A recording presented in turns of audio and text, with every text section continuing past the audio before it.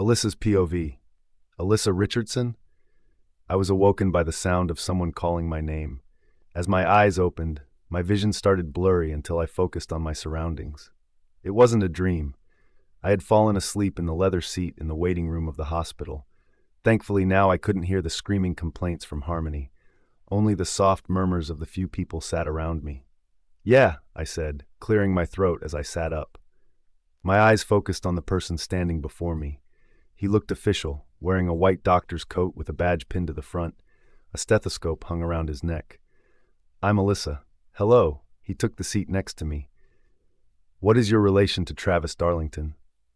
"I'm his wife," I said with confidence. It all felt very real now, as I was hanging on the edge waiting to know what condition Travis was in. "How is he?"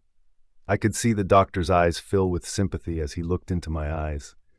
"Travis is stable, for now," he said. "We were lucky to have got to him when we did." The doctor paused. Whoever fired that shot was out to purposely hurt him. I had a feeling the gun was aimed at me, but I didn't want to reveal this information at the moment. This was something to save for the police investigation when it came around. I tried to remove the pressure from my mind at the moment. "What do you mean?" I asked, feeling my heart pounding inside my chest. Knowing that bullet was possibly for me, I wanted to know everything about it. "The bullet was made of silver," the doctor said, "which, as we all know, is deadly to a werewolf. If the bullet had traveled any closer to Travis's heart, he would be dead in an instant." He paused to take a breath, but luckily the bullet had not embedded far enough to get close to the heart. "I see." I felt my stomach turn and twist. I had heard of silver being harmful to wolves, but always thought that was a myth, like wooden stakes to a vampire. At least vampires aren't real, or so I thought anyway. "That's horrible." My voice shaking as I spoke. "Someone was out to murder Travis, my husband, their king." "Yes," the doctor said with sadness in his voice, "which isn't taken lightly. No attempted murder is taken in such a way, but the attempted murder of the Alpha King could be punishable by death." He paused. "But I don't want to get into anything legal right now. Would you like to see Travis?" "Yes," I said instantly. "Of course I do." The doctor stood to his feet. "I will warn you, he isn't in the best condition, but he is stable. Travis is still unconscious, but he may be able to hear you if you talk to him." "Okay," I nodded, standing to my feet as I stood beside the doctor.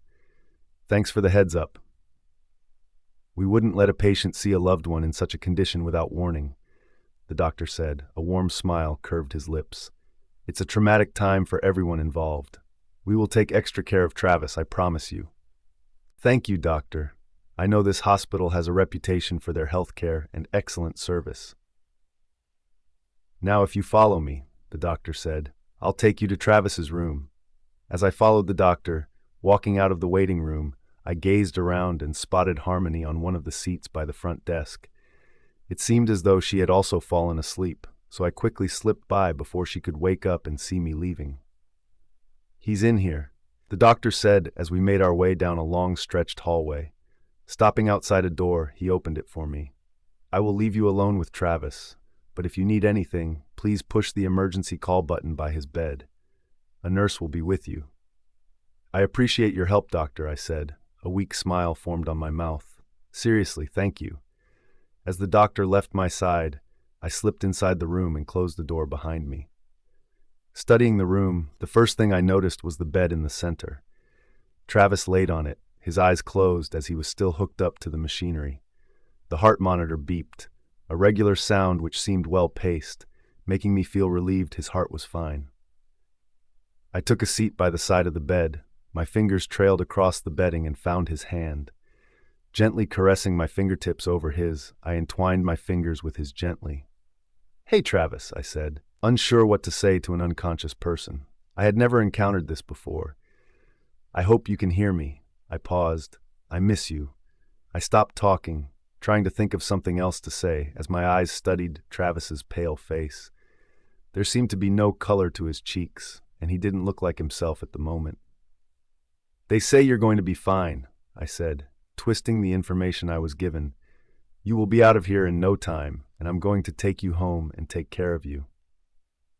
I expected Travis to open his eyes or at least feel his fingers grip onto mine, but there was no movement at all, just the steady breathing from his regular breaths which escaped his slightly parted lips. "I'm really worried," I said. "I don't want to lose you, Travis." I paused, squeezing his fingers a little bit tighter, but not so much I could hurt him. "They say you might be able to hear me, but I kind of hope you don't hear this." Another pause as I chose my next words. "I'm finding it incredibly difficult not to fall in love with you. I tried so hard, resisted as much as I could, but I am failing." Another pause. "I'm in love with you, Travis Darlington, and I don't know what to do. This wasn't part of our deal. It wasn't in the contract, was it? For us to become real lovers, what will I do when we have to part, when the contract comes to an end? How will I be able to say goodbye to you forever?" I felt a warm tear roll down my cheek, landing on Travis's hand as I pulled it closer to my face. I wanted to feel Travis's skin against mine, to feel him touch me. "But I need to get over this, because I know you don't feel the same. How could you? The Alpha King falling for a human? It doesn't happen. I'm just a fool, I guess." I knew I had to keep this to myself from now on, but it felt good being able to tell Travis how I feel, even though he couldn't hear me or wasn't able to respond. I had managed to reveal my feelings, but still kept the secret. Travis's POV. I could hear Alyssa's voice, not perfectly clear, but I knew it was hers. The soft tone of her words, such a familiar sound to me and extremely comforting. I wanted to reach out and hold Alyssa, wrap my arms around her body and feel her warmth close to me, but I was unable to. But all around me was dark, complete blackness. My mind raced, thoughts entering and leaving as I relived every moment spent with Alyssa. Memories that I never wanted to forget. "What's happening?" Clayton asked, his voice shaking as he spoke to me. "I can't see anything. Why is it so dark?" "I don't know," I responded with hesitation. Are we dead?" "Possibly," Clayton said. "Travis, I'm scared. Did that gunshot kill us? Is this the end of our life? We had so much planned." "It will be okay," I reassured my wolf. I was terrified as well, but I wanted to remain optimistic at the moment. "I can hear Ice's voice, can you?" I heard Clayton breathe gently in my mind, as though he slowed down his breaths in order to hear the muffled tone of Alyssa. Clayton remained silent for a while longer before speaking again. "Yes," he said, slight elation to his voice. "I can hear Alyssa. She's here with us. Perhaps we aren't dead after all." I focused on Alyssa's voice, and I felt myself falling. It was like a dream, but I felt awake at the same time. I began to think about Alyssa, and for some reason in the back of my mind I had the image of Alyssa wearing a French-made dress. The short ones. Was I living some kind of fantasy? I seemed to recall hearing a conversation or being part of a conversation which suggested Alyssa was my maid. My mind was so fuzzy I couldn't differentiate what was real or not. "My king," Alyssa said gently. I had entered my house and wandered through the halls into the dining room. I remembered my house in great detail, down to the last lick of paint and the varnished borders on the walls. "Alyssa," I husked her name. "Are you nearly done? You've worked hard today. I know cleaning a house of this size on your own isn't a simple task." "Anything to please you, my king," Alyssa said, a smile spread on her full lips. "I just need to polish the surface of the dining table, and then I'll be finished for the day." I watched as Alyssa turned, her back facing me. She leant over the table, a cloth in her hand as she reached forward to the far edge of the table. Her body leant across the table, and I watched her short black dress hitch upwards to reveal the bottoms of her ass cheeks. "Alyssa," I husked once more, "are you not wearing panties today? I thought I told you." "No," she responded, turning her head to give me a seductive glare. "I forgot again, I'm sorry." Turning to face forward again, Alyssa stretched further onto the table, which caused her to lean enough so her dress rose upwards more. "This spot is just so stubborn," she complained, her cheeks jiggling from the effort of her forceful rubbing of the stain. Feeling myself become heated, I balled my fists tightly. So many thoughts ran through my mind now. Was this real? It felt like I was living somewhat of a fantasy, an idea of Alyssa that had been playing on my mind for a while. Part of me was telling me to resist and let her continue her work, but the animal in me was telling me to lose all of my inhibitions at this moment. "Do it," Clayton growled in my mind. "Give in to your passions. This is a dream, isn't it?" I asked my wolf. "It has to be." Who knows? But enjoy the moment while we have it, Clayton said. A sly tone in his voice indicated he wanted me to find the passion inside me. It wasn't long before I gave in to my needs, seconds in fact. I rushed to Alyssa, my strides long as I arrived behind her in no time. She was, after all, my wife. My king, Alyssa gasped, her eyes turning to me again. What are you? Having you, I said. A growl simmered in my throat. You're mine, after all. I paused, not wanting to mistake the glint in her eye for fear. May I? Yes, Alyssa responded quickly. I'm all yours. Do whatever you want with me, Travis. Hearing these words sent me into a fit of passion and arousal. Such a beautiful girl you are, Alyssa. Hold on, I husked. I won't be gentle. Alyssa gripped onto the edge of the table as she threw her arms to her side, and I noticed her fingertips pale with the force of her grip. I'm ready for you, my king. You're amazing, I gasped. Alyssa, I've wanted this for so long. Me too, my king, she responded. Don't hold back. When the time is right, I said, I want you to release yourself onto me. Yes, Alyssa said, I will give you everything, my king. She responded with obedience. It was then I began to feel myself becoming pulled away from Alyssa, out of the house and into the garden. Everything went black again, yet I could still hear the muffled voice of Alyssa through the darkness. Except this time it changed slightly. A slit of light poked through the dark, and I could clearly hear Alyssa's words, Travis's POV. I no longer felt as though I was in a dream. I could feel myself awakening, as though I had been in a deep sleep and I was stirring from the light of the morning. Except the warmth which brought me from my sleep now wasn't from the sun, it was from the comfort of Isa's gentle voice. I think we're waking up, Clayton said in my mind, his voice bouncing with happiness. I can feel it. Open your eyes. I'm trying, I said in return, desperate to awaken and see Alyssa for myself. I needed to take her in, touch her, and feel the warmth of her by my side. It's hard, but we can do it, I said, determined to wake up. All of a sudden, I felt the stabbing pain in my chest, which automatically made my memory trip back to the moment I was shot. Taking the bullet into me, the pain was coming back as my body stirred with me. Burning all over my body, I felt as though my flames seared my body, starting from my chest and extending down my limbs and to my fingertips. Help, I cried out inside my mind. I wanted to say the words out loud, but I couldn't. It hurts. Please make it stop. I don't know how, Travis, Clayton responded. I can't think straight. It hurts too much. His voice struggled as much as mine did. We were both teetering on the edge of life and death, unable to help one another. We need to focus on Alyssa, I said. What is she saying? I want to hear her. Focusing on the sound of Alyssa's comforting voice, I tried to wiggle my fingers. If I could just try and move the smallest parts of my body, I could shift the focus from the burning sensation to getting myself conscious once more. Alyssa, I said in my mind, calling out her name.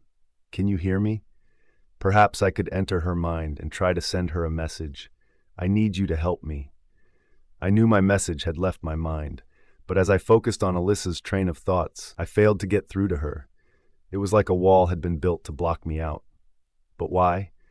I knew with Alyssa being a human, it would be more difficult to create a mind link, but I knew it was possible for me to enter Alyssa's mind. I just had to build up my mental strength. Silencing myself, I tried not to get too fearful of the darkness around me.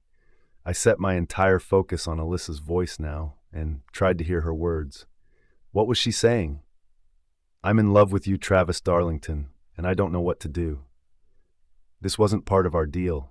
It wasn't in the contract, was it? For us to become real lovers. What will I do when we have to part, when the contract comes to an end? How will I be able to say goodbye to you forever? Alyssa's words were becoming clearer now, and as I heard her, the pain began to soften. A dull ache still remained inside my chest. I questioned now whether it was an ache from the pain of the bullet or the pain from my heart as I felt so much affection toward Alyssa. Clayton, I husked, my voice beginning to crack. I heard Alyssa. Did you hear what she said? Yes, Clayton replied, his voice breaking from the quickness of his breathing. Alyssa is in love with you, she confessed her feelings. I couldn't find the right words to express how I felt hearing Alyssa's confessions. I don't know what to do or even say. I paused, now feeling my heart begin to race in my chest. Alyssa feels the same way I do about her, but she can't. It's not part of the contract, I know, Clayton said. But at the end of the day, your happiness is far more important than any contract. I can't do that to Alyssa, I said, trying to think logically. I promised her an escape from the kingdom, back to her old human life. Saying these words cut me into shreds. I had wanted nothing more than for Alyssa to return the feelings I had for her, but I also loved her enough to not keep her prisoner in a world she didn't feel comfortable in. Give it a chance, Clayton said. Alyssa may change her mind for you. If she loves you enough, then... No, I said, my tone firm with my wolf. I need to pretend I didn't hear the confession. I think I'm stirring, as though I'm being pulled away from this darkness. It was then I experienced my body being pulled, as though I had been forced into the air and fell back to the earth with a bump. Struggling to open my eyes, I managed to narrowly open them. My vision blurred as I tried to focus on the shape sitting at my side. I knew it was Alyssa from her voice, and I wanted to see her. I ached to see the woman I was so deeply in love with. "Travis?" Alyssa asked. "Are you awake?" Feeling the warmth of her hands encased around mine, my senses woke up and I could feel my heart ignite. I opened my eyes more and managed to wrap my fingers around Alyssa's hand, giving her a gentle squeeze to let her know I was stirring. "Travis!" Alyssa said with excitement in her voice. "You're back with me." Even though I couldn't quite make out the fine details on her face, I knew the joy she was feeling from the tone of her words. "Alyssa," I said, struggling to say her name, but I managed to form the word. Saying her name now was like breathing air. I knew I couldn't live without her. Even saying her name gave me life. "Okay," Alyssa said with panic in her voice. "I'm calling a nurse now." I heard the faint beeping from the alarm as I caught her silhouette leaning over to push the button on the controls. Removing one hand from mine, her other hand remained clinging onto me. It was a comfort, knowing she was there for me. Alyssa had taken her time to make sure I was safe, but knowing I had to ignore the fact she confessed her love to me killed me on the inside. Alyssa's POV. I had been with Travis every day since he had been taken to hospital from his accident, and as much as I enjoyed being by his side, I wanted him home now. Back where I could care for him every second of the day, in the comfort of his own home. I rushed back from this visit, hopefully the final visit. I was told by the doctor that Travis should be discharged tomorrow, and as I pushed myself through the front door, I felt my heart race with excitement. I knew I had to prepare the house for Travis's return, though, make the place extra comfortable for him, and I planned on spending the rest of the day doing just that. My only focus now was Travis and getting him comfortable on his return. My excitement was soon ruined after I entered the dining room and saw a face I didn't wish to see at this moment. The flaming red locks and tall, spending figure. Harmony. "What are you doing here?" I asked, feeling my brow furrow with the disapproval of seeing Harmony in our house. "How did you get in here?" Harmony laughed, already making herself comfortable on the armchair at the end of the dining table. She pulled her legs up and comfortably put her feet onto the table. "I have a key," she shrugged casually, as though I expected her to be coming and going now. "Why do you have a key?" I asked, setting my bag onto the dining table. "And take your feet off the table. That's unhygienic. Your shoes are filthy." "Typical human," Harmony muttered, rolling her eyes extravagantly as she removed her feet from the table. "Worrying about small things like germs. If you were a wolf, then you wouldn't need to worry about getting sick." She paused, her eyes set on me as I felt her gaze burning into me. "Travis gave me a key, years ago." "Oh sure," I said. "Silly me, because you're best friends. Who he never talks about." I paused. "Well, this isn't your house, so you need to leave now, please." Harmony smirked, leaning back into the armchair. "This isn't your house either, so if I need to leave, so do you." "Travis is my husband," I said smugly. "This is where I live now." "Ugh," Harmony practically heaved as she spoke. "The Alpha King married to a human." She paused. "I still refuse to believe that. You're his servant." "Harmony," I raised my voice. "You're so rude. You need to leave. Travis is coming home tomorrow, and I want to make this place comfortable for him." "Home?" Harmony asked, perking up. "Tomorrow?" I regretted even saying anything to her now. "Yeah, so get out." I knew I wasn't sounding so friendly now, but this woman was grating on my nerves now. I was tired of her meddling and just wanted her out of my way. How fun! I could help you out and stay the night, Harmony said with joy in her voice. It was irritating me even more. Now she was seemingly acting like she wanted us to be friends. It would get done quicker, and we could spend some time getting to know each other. I don't need any more friends, I said bluntly.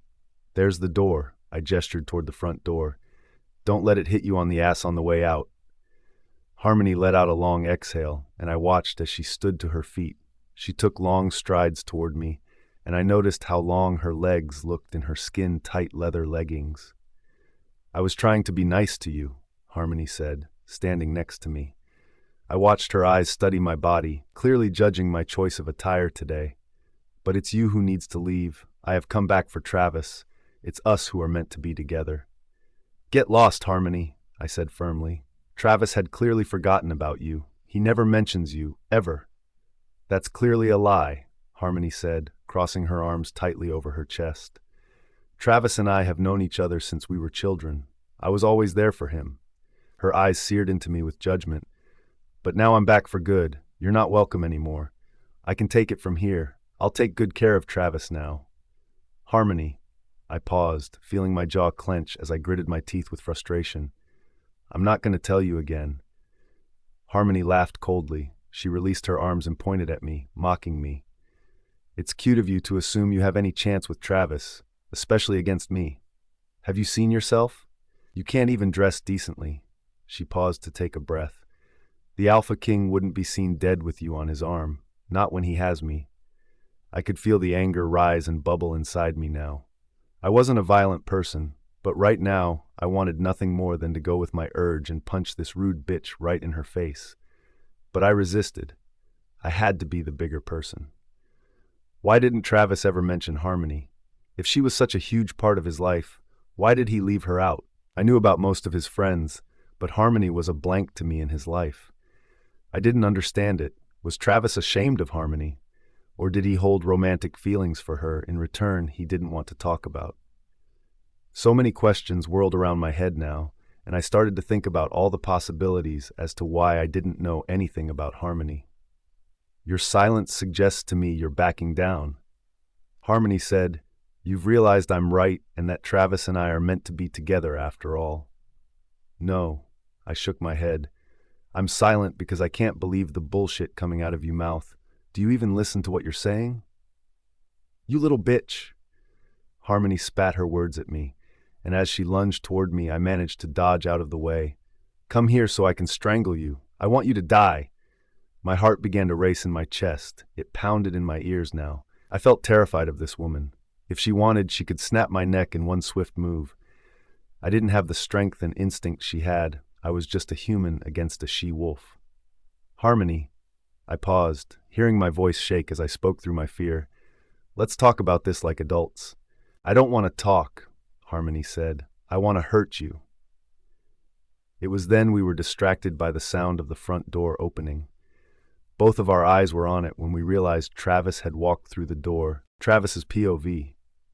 Standing in the doorway to my home, I couldn't believe my eyes. On the journey home, I could feel a disturbing sensation connected with Alyssa, but never imagined this.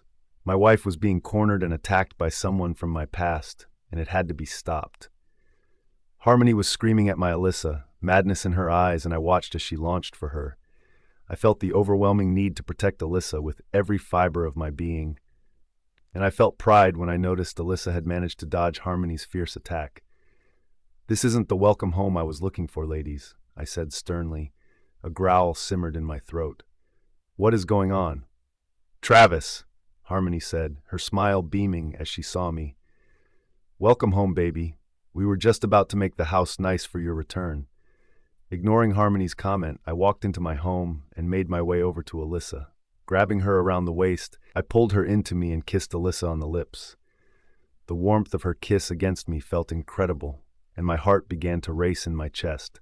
Squeezing her tightly, I pulled Alyssa into me further, aching to feel every curve of her body beneath my fingertips. Travis, Alyssa breathed heavily as our lips separated. You're home early. Why didn't you tell me you had been discharged? I would have come to meet you from the hospital. I wanted to surprise you, darling, he said, smiling at Alyssa as her eyes shimmered in wonder. I missed you. I couldn't wait to come home and be with you. I gently stroked the side of Alyssa's cheek. Feeling her silken skin and the warmth from her body was all I asked for. Now we're together again, and we can catch up for lost time. Ew, gross, Harmony said before making a retching sound. I can't stand this. Get off her. This is wrong. Is it wrong that I'm showing my wife some affection? I asked, raising an inquisitive brow toward Harmony. In my own house, too. I paused. Speaking of, why are you here? Alyssa remained silent, but I could tell by the way she tightened her grip around my waist, she didn't feel comfortable with Harmony in our presence. If this was the way Harmony had been treating Alyssa, I understood her feelings. I didn't want her around either. I wanted to explain myself to you about why I left, Harmony said. She sounded genuine in her words, but I had known her long enough to know when she was being false. And why I came back. I know I didn't want to entertain this woman. I wanted her out of the way so I could spend time with Alyssa, but I also wanted to hear Harmony's pathetic excuses, if briefly. All right, I said, releasing a loud, drawn-out breath to indicate my disinterest. Make it quick, I don't have all day. Harmony frowned, folding her arms tightly across her chest. Fine, I'll be as quick as I can. She paused and shot her gaze to Alyssa. But without her, I want us to talk in private. Our past has nothing to do with her. I shook my head. Sorry, Harmony. Whatever you have to say to me, you say to Alyssa too. I paused as I kissed Alyssa lightly on the cheek. We share everything. Ick, Harmony said as she stamped her foot like an insolent child. Whatever, she paused. I guess I left for selfish reasons. Harmony paused, her voice becoming weak.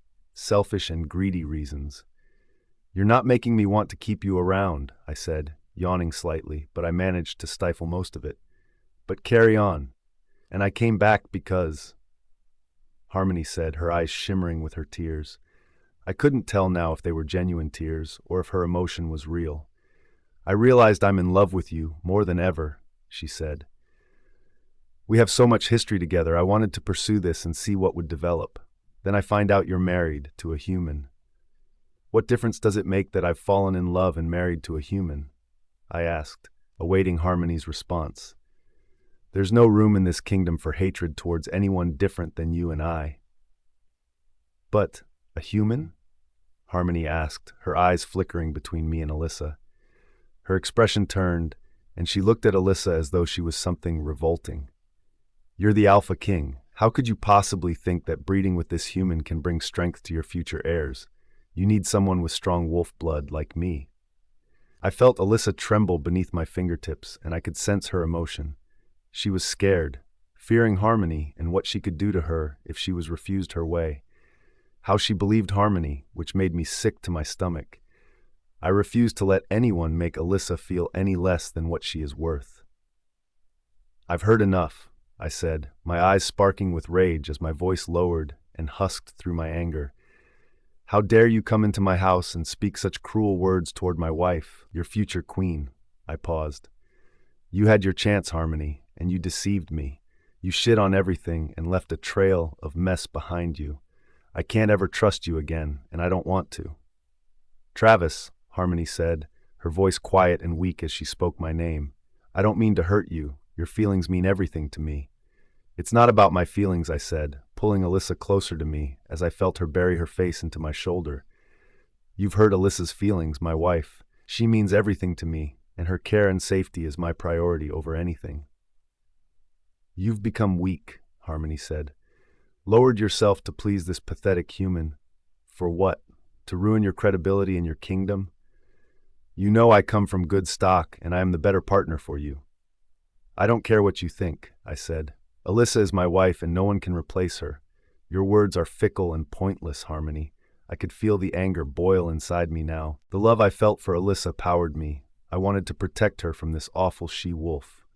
I don't care what history we had, you're a cruel woman. Taking in a breath, my eyes bore into Harmony as I finished what I had to say to her. Now get out of my house. I never want to see you again.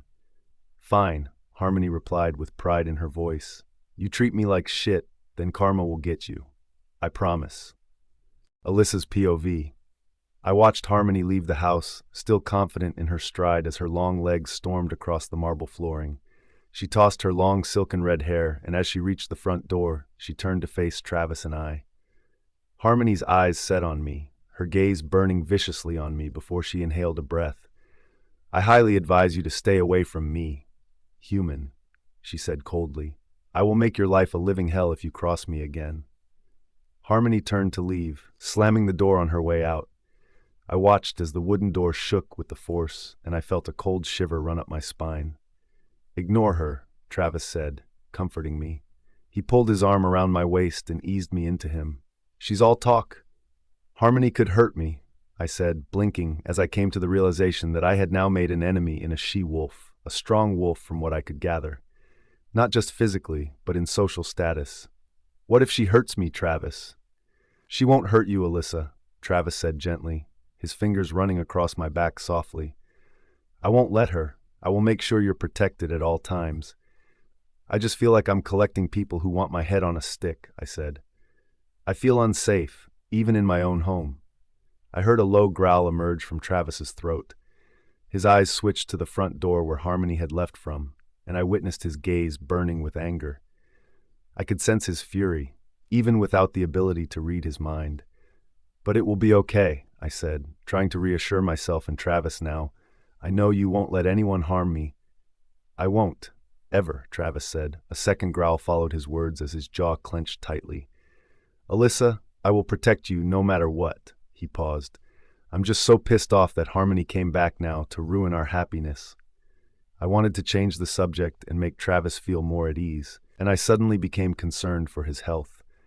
Amongst all this, I had nearly forgotten that Travis had just been discharged from the hospital after a serious injury. "I need to get you comfortable," I said, wrapping my hands around Travis's waist.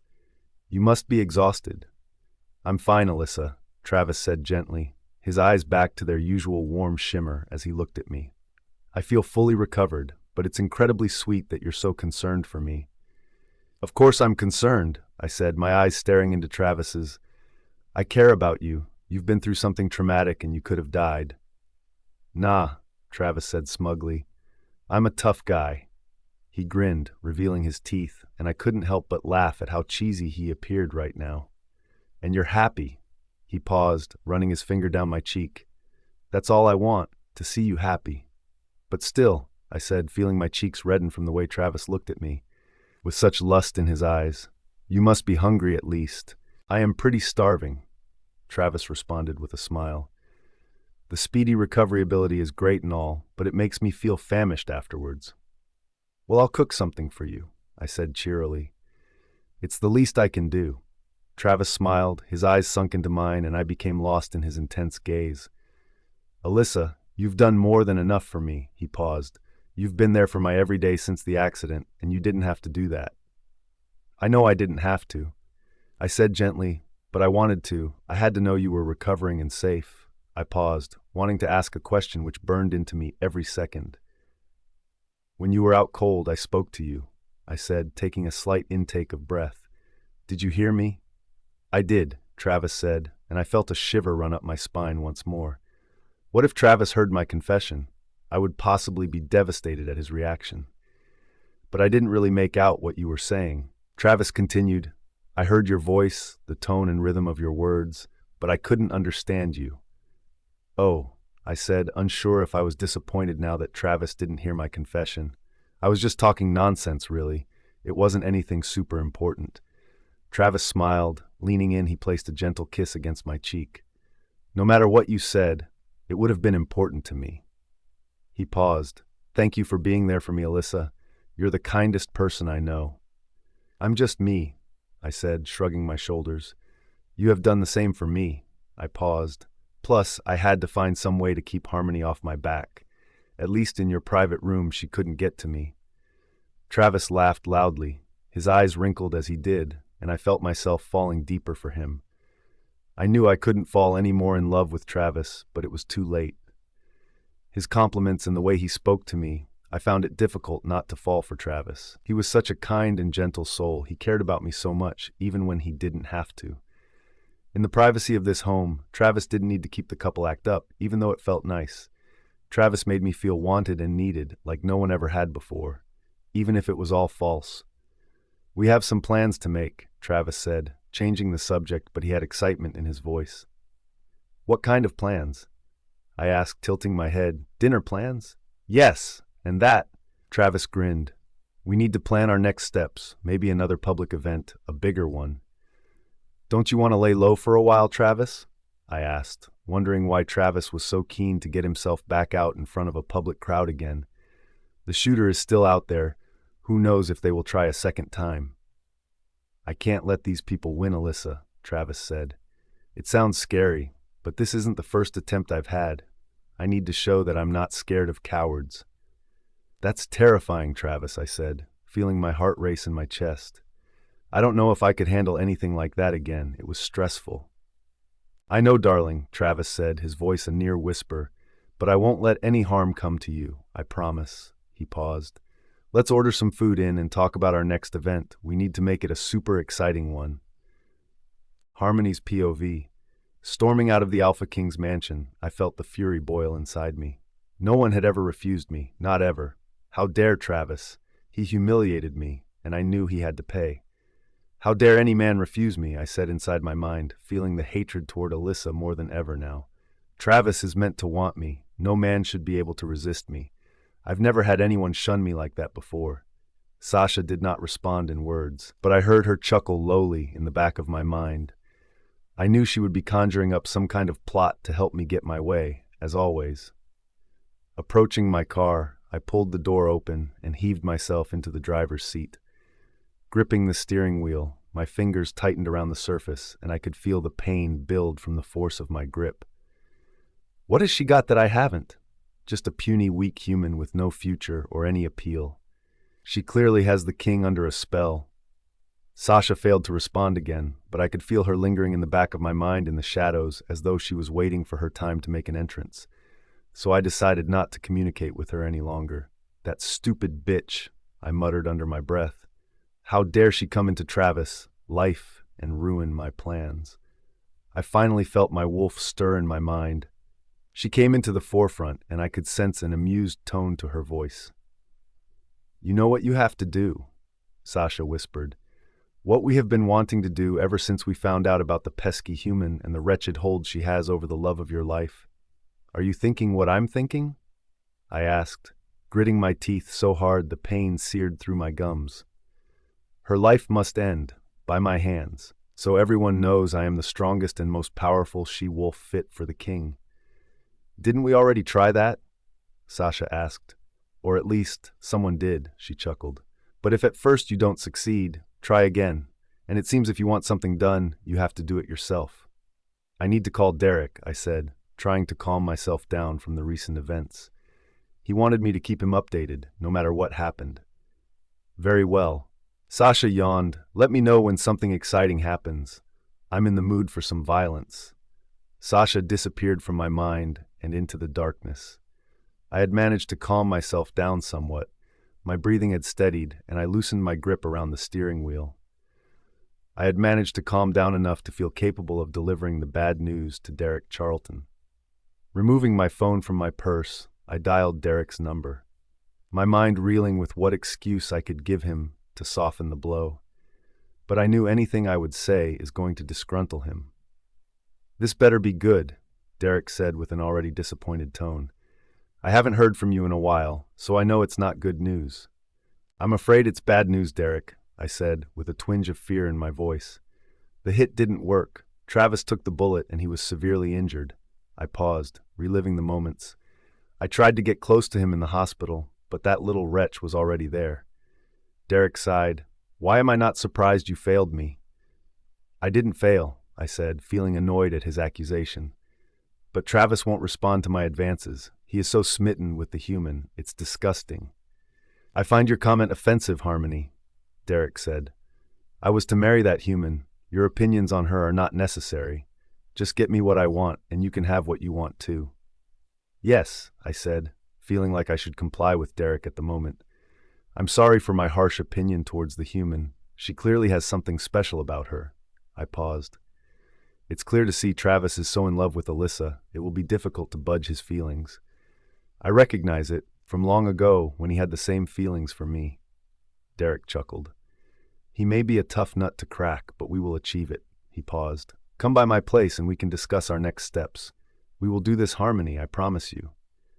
Yes, right away, I said, feeling my heart race in my chest as the very idea of getting what I wanted. I'll be there in 15 minutes. Pour me a drink, a big one. I need it. Very well. Derek said, it's going to be a long night ahead of brainstorming. I hope you're ready for a late one. Anything it takes, I said. See you soon. I ended the call and threw my phone onto the passenger seat of the car. Taking one last glance at the house, I felt a shiver run up my spine. I need this, I said to Sasha, feeling her stir once more. Sash, I want Travis more than anything. I know. Sasha responded gently. You've always wanted Travis and I fully believe you will get him. She paused. It may just take some time for Travis to realize that weak human isn't made for him. You are. We are meant for each other, I said, agreeing with my Sasha's words. You always know the right thing to say. You're a wise wolf. I am, Sasha said with amusement to her voice. And in the meantime, have a little fun and find a way to blow off steam. How do you mean? I asked, gripping the steering wheel as I pulled the car away from the side of the house. Torment someone else. I like doing that. Or fuck someone else, Sasha said. Derek is cute, isn't he? Perhaps you can alleviate each other's tension. I tilted my head as I thought about Derek. I suppose he is cute, I said. Nice body for sure, but I'm sure he doesn't want me. He is too focused on the human bitch. Sasha laughed coldly. The human should hold no regard to you. Take what you want. Use who you want. That's who you are. A little fun wouldn't be so bad, I responded with a smirk on my lips. It's been a while since I've had my own little toy to play with. Derek's POV. Honey, can I have a snuggle? Haley whined. No matter how hard I concentrated on the television, the woman still managed to interrupt my train of thought. Derek? She whined my name as I plainly ignored her. Honey, are you okay? I'm fine. I grunted, standing to my feet. I pushed the woman away from me. I wished she would leave. I needed a night to myself without her. I'm going for a snack. Want anything? I asked, not caring either way whether she was hungry or not. I'll come with you. I miss you, Haley cried, leaping to her feet. She wrapped her arms around my waist. I love you so much. I grunted. I'm just going into the kitchen, not leaving the country, I said. As I began to walk toward the kitchen, I felt the weight of Haley as she still clung on to me. Will you let me go? Haley removed her arms from around my waist, but still followed directly behind me into the next room. You're being distant, she said. Am I that obvious? I asked my wolf with sarcasm in my inner voice. Nova chuckled. Even I can tell you're done with this chick. He paused. How are you going to last having her as your wife? Just because I tell her we're going to live a happy life doesn't necessarily mean I intend to actually allow that to happen. I responded with a smug tone, but I meant every word.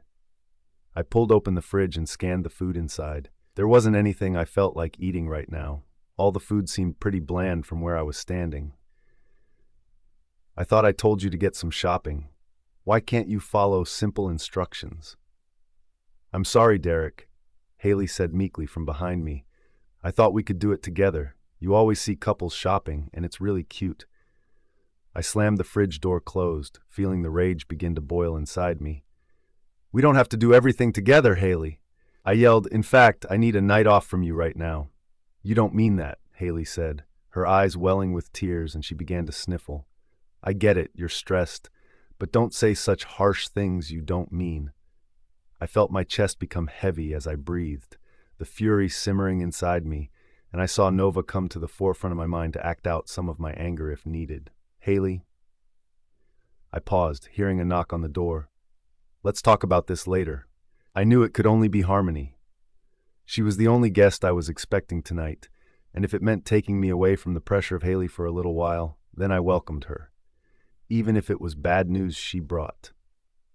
Come in, I yelled, stepping back into the living room I had been trying to relax in. Switching the television off, I indicated for Haley to take a seat in the armchair at the far end of the room. Stay out my way, this is important, I said firmly, hoping Haley would actually listen to me this time. Derek, Harmony chimed, and I watched her enter my home. She was more beautiful than I remembered. We had only been discussing by phone calls and messages recently, but to see her in the flesh, I felt myself become weak. Her long legs leading up to her slender figure, while her large breasts squeezed into the tight shirt she wore. Harmony's long red hair cascaded down her shoulders in loose curls, and I felt my heart race in my chest. It's been a while. Indeed it has, Harmony. I paused, my eyes studying her entire body once more before setting firmly on her chest. You've grown somewhat. Harmony grinned. I'm a big girl now, Derek Charlton. I know you haven't seen me in a few years. I could feel the hatred burning in the back of my head where Haley sat. I sensed the tension from her. You didn't have to have special abilities to know what she was thinking. Haley was jealous. This stunning woman had walked into my house, and I was probably making it crystal clear I was attracted to her. Sit down, Harmony, I said in a gentle tone. Can I get you a drink? I brought my own, Harmony said with a grin, sitting down as she pulled a bottle of wine from her bag. I thought we could share while we brainstormed tonight. Her eyes shifted to the spot where Haley said, "Who is this?" I watched the expression on her face change from delight to disgust. I'm Haley, she said, before allowing me to introduce the women to one another. I'm Derek's partner. Oh, Harmony said, and I noticed she struggled to stop a smile from forming on her full lips. It's nice to meet you, but Derek never mentioned you at all. I found myself also trying to refrain from smiling. I almost forgot how blunt and honest Harmony was. She was perfection in my eyes. I could see a woman like Harmony by my side, ruling alongside me as my Luna. But that wasn't part of my plan. Not yet, anyway. Harmony is an old friend, I said eventually, after I'd managed to finish being captivated by the redhead for a brief second. We go way back when we were best friends with Travis. I miss those days. Haley screwed up her face. You never told me about this, Derek. I thought you had always hated Travis, and you never even mentioned her. As Haley exaggerated her words, I could feel the hate emanate from her now. She was deeply jealous of Harmony, and I could understand why. Harmony was a goddess in comparison to Haley. I just wanted her out of the room now so I could spend time with my old friend. We were close, weren't we? Harmony asked. And I always did have the biggest crush on you, Derek. She shifted herself to the side of the sofa, patting the spot next to her as she invited me to sit with her. I accepted Harmony's offer and took the spot by her side. Harmony slid her hand onto my thigh and gripped me gently. You're still as handsome as ever, Derek, she said, an impish smile on her gorgeous lips. As I watched Harmony's eyes shimmer, I could tell what she was thinking, because it would be the exact same thoughts as I was having. The explicit kind. This is bullshit, Haley yelled, standing to her feet. I'm not staying here and watching some slut try and steal my boyfriend. Then don't stay, Harmony said, shrugging her shoulders. Derek and I have some catching up to do, and you won't be missed. I couldn't help it now. I released a laugh, which turned into a choke as I made an attempt to disguise my amusement. The very idea of these two women fighting for my affection kind of aroused me. I would let them fight, physical if need be, to see who was the victor and fit enough to become my Luna. I hope it will be Harmony. Derek? Haley yelled once more. Are you going to stand for this? I am your girlfriend. We are planning to be married. Why are you just sitting there doing nothing? Harmony's POV. I was enjoying watching this drama unfold. Seeing Haley so jealous and frustrated at how Derek reacted to me was incredibly amusing. I was a woman who always worked hard to get what I wanted, and now I saw stealing Derek away from this pathetic she-wolf, a challenge I couldn't refuse. Derek shrugged his shoulders carelessly. This isn't my issue, he said nonchalantly, responding to Haley's previous question. If you want to fight over me, then so be it. Isn't that what two competing she-wolves do to win the affection of an alpha? A smug look spread across his face, and deep down I could tell he was enjoying being sought after. This made me want Derek even more now. Not when you're committed to me, Haley barked, and I watched her jaw clench with her fury as her fingers balled into fists as she became more angry. But I will happily fight this bitch to get you. That's how much I love you. Haley's cheeks began to redden with her frustration, but she was no threat to me. She appeared like a child about to have a tantrum over being told she couldn't have a dolly. Fine, I sighed, giving in to accept this challenge now. If it's a fight you want, then you can try. But I am an incredibly powerful wolf. I would hand your ass to you with no problem. I rose to my feet and I could feel Derek's eyes on me. I could sense the lust he carried for me emanating from him. Haley paused as she took a step back, appearing threatened all of a sudden. She stood far shorter than myself, and from her expression she realized she may have bitten off more than she could chew. Derek, do something! Get rid of her! This is our home! Derek stood to his feet to join me by my side, as though he wanted to defend me. In this moment, I choose harmony, he said, clenching my jaw at the pathetic women before him, and I couldn't help but release a chuckle. We have business to attend to, and you're not needed, Derek said coldly. This was so much easier than I thought. Derek was putty in the palm of my hand, and I could tell he craved me enough to be manipulated.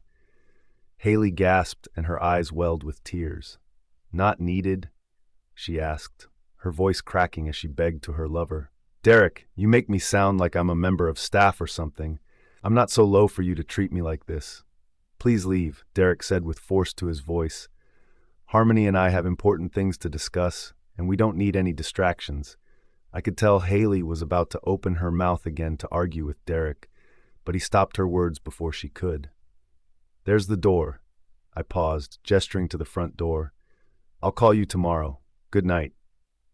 The way Derek was taking command really stirred something within me. His pure alpha attitude was oozing sex appeal for me, and I found myself craving him now. I loved a powerful man, and Derek knew what he wanted and was taking it. Much like myself. Derek, Haley asked, what's gotten into you? I thought we were happy. I thought you loved me. We are, Derek said in response. And I do love you, but right now I need to focus on separating Alyssa and Travis. Derek paused and his eyes shifted to me, his voice becoming more gentle as he spoke. But you're in the way. Now go. Haley eventually took the hint, and she stormed out of the room and slammed the front door behind her. I'll call you, Derek said with a cruel laugh after she left. Thank God she is finally out of the way. She's become so clingy lately. I can't deal with it. I had the impression Haley was irritating you, I said with a purr as I sat back down on the sofa. I tapped the spot next to me again and waited for Derek to join me by my side. You're quite the dominating alpha, aren't you? A smirk formed on my lips as I watched Derek's eyes sparkle with excitement. Do you like that? A man who knows what he wants. Derek asked softly, his hand shifted to my thigh as he stroked up before he reached the hem of my skirt. I get what I want. I do like that, I said, leaning into Derek. And if this all works out, perhaps I will thank you in some special way. Derek didn't reply. Instead, he exhaled heavily with excitement. But first, we have to focus on what to do between those meddling idiots, I said, pushing Derek's hand away from me now. I closed my legs, crossing one over the other to ensure he couldn't get any further. I've seen firsthand how in love Travis and Alyssa are. It will be difficult for them to want to be apart from each other. Derek managed to compose himself, his cheeks flushing with pink as he sat himself upright again. Well, instead of trying to get between them, I've had another idea to suggest. I'm listening, I said with a smirk. I'm all for spitballing ideas. A proposal. Derek said, between the two of us. Already? I asked with shock in my voice. This seems a bit sudden, and I'm not sure I'm ready for that sort of commitment, Derek. Derek laughed, echoing around the room from the force. You are funny, Harmony. I forgot how much you make me laugh. He squeezed my leg once more. It will be a false proposal, at a public event where Travis and Alyssa are bound to be. It will no doubt make the pair of them jealous if they know we are both moving on with each other. Derek paused with a wicked smirk on his lips, and then we watched them both crawl back to us with their tails between their legs. I said, breathing a sigh of relief. I understand now. I felt more at ease with this idea. And it would be believable, too, with you being the future alpha of the Dark Heart Pack, and me the daughter of the Alpha and Luna of the Dark Moon Pack. It would ensure we could solidify a relationship between packs. Derek nodded. Indeed. He paused with a smug expression on his face. I've thought about everything. Travis's POV. "Over here, King Travis!" one reporter shouted, and I took my eyes to the camera by his side. There was so much going on around me, I found it hard to process it all. "King Travis!" another reporter shouted to catch my attention. "You look so handsome. Who are you wearing?" "Your Highness!" another yelled to get my attention. "How are you and your lovely bride getting on?" I began to feel a little overwhelmed with all the questions being fired at me in every direction. I should be used to this by now, but for some reason, I felt a little uneasy. "Are you all right, Travis?" Alyssa asked calmly in my ear. She linked her arm with mine, and feeling her body against mine was a comfort to me. "You seem a little tense." "I'm all right, Alyssa," I said soothingly in return. "I guess I'm just feeling a little off with what happened last time we were in the public eye." "Oh, honey, we can leave if you'd like to," Alyssa said, running her hand up my arm gently. "I don't want you feeling uncomfortable." "I'm okay," I said, swallowing thickly. "Thank you for caring, Alyssa." I paused. "I have guards all around us. They'll keep an eye on us." As we passed the press and fans who lingered in the entrance to the venue, I pulled Alyssa closer to me. I wanted her by my side all evening. She was the most important person in my life. I wasn't letting her go. "Oh, goddess," Alyssa sighed as she leant into my ear. "Don't look now, but straight ahead. We might need to change direction." I gazed at Alyssa's eyeline to see what she had spotted, and it was then I felt my stomach turn with sickness as I recognized Harmony and Derek Charlton together. They seemed close, arm in arm as they walked toward us. "Crap," I muttered to Alyssa. "They've clocked us. Do you think we can get away with making a quick escape?" "I think we're going to have to suffer with these insufferable people now," Alyssa said, managing to speak through the fixed smile on her face. My gaze shifted to my guards who lingered around the room. They had been dotted about to make sure I was out of harm's way after the last time I couldn't take any risks. I gave one of my guards a swift nod, indicating I was okay currently, but I knew all of their eyes would still be on me. "Travis," Derek said as he greeted me. "Alyssa," his eyes shifting to my beautiful mate. "It's been some time. How have you been?" Great," Alyssa responded quickly. The look on her face suggested she was as confused as I felt. "Couldn't be happier," I chimed in, wondering why Derek was being so polite toward us. I imagined the next time we encountered him, it would be incredibly messy. "I don't care," Harmony said with an exasperated sigh. "Tell them our news, Decky Poo." She leaned in and kissed him on the cheek before flashing her left hand dramatically toward us. "We're engaged," Derek said with a smug grin. "It turns out we are meant to be, and we are destined to be together." "Oh, that's amazing news," Alyssa said, her face beaming with happiness. "I'm so happy you found each other." "Me too," I said, feeling my mouth stretch into a smile. "Seriously, this is the best news I've heard in a long while. Massive congratulations." "Is that it?" Derek asked, a frown sitting on his brow. "You're happy for us?" "Yeah," Harmony said, her face furious as she crossed her arms over her chest. "You're not jealous?" "Why would we be jealous?" I asked, figuring out their game now. Was this all a front to try and split up my relationship with Alyssa? "We're happier than we've ever been." I took Alyssa by her waist and pulled her into me, landing a kiss on her cheek. "Why would I want anyone else?" "Oh, honey," Alyssa said, her cheeks flushing pink as our eyes met. "I feel exactly the same about you." "Ugh, gross," Harmony sighed. "Come on, Decky Poo, let's go get some drinks." Both Derek and Harmony turned to leave our sides, and we watched as they disappeared into the crowd of people dancing. "That's so weird," Alyssa laughed. "It's hilarious to see how far those two will go to break us." She paused. "I have to use the ladies' room. How about you get us a glass of wine each, and I'll meet you at the bar?" "That sounds perfect, my darling," I said in response, kissing my mate on the cheek before she left my side. I watched as she wandered into the crowd.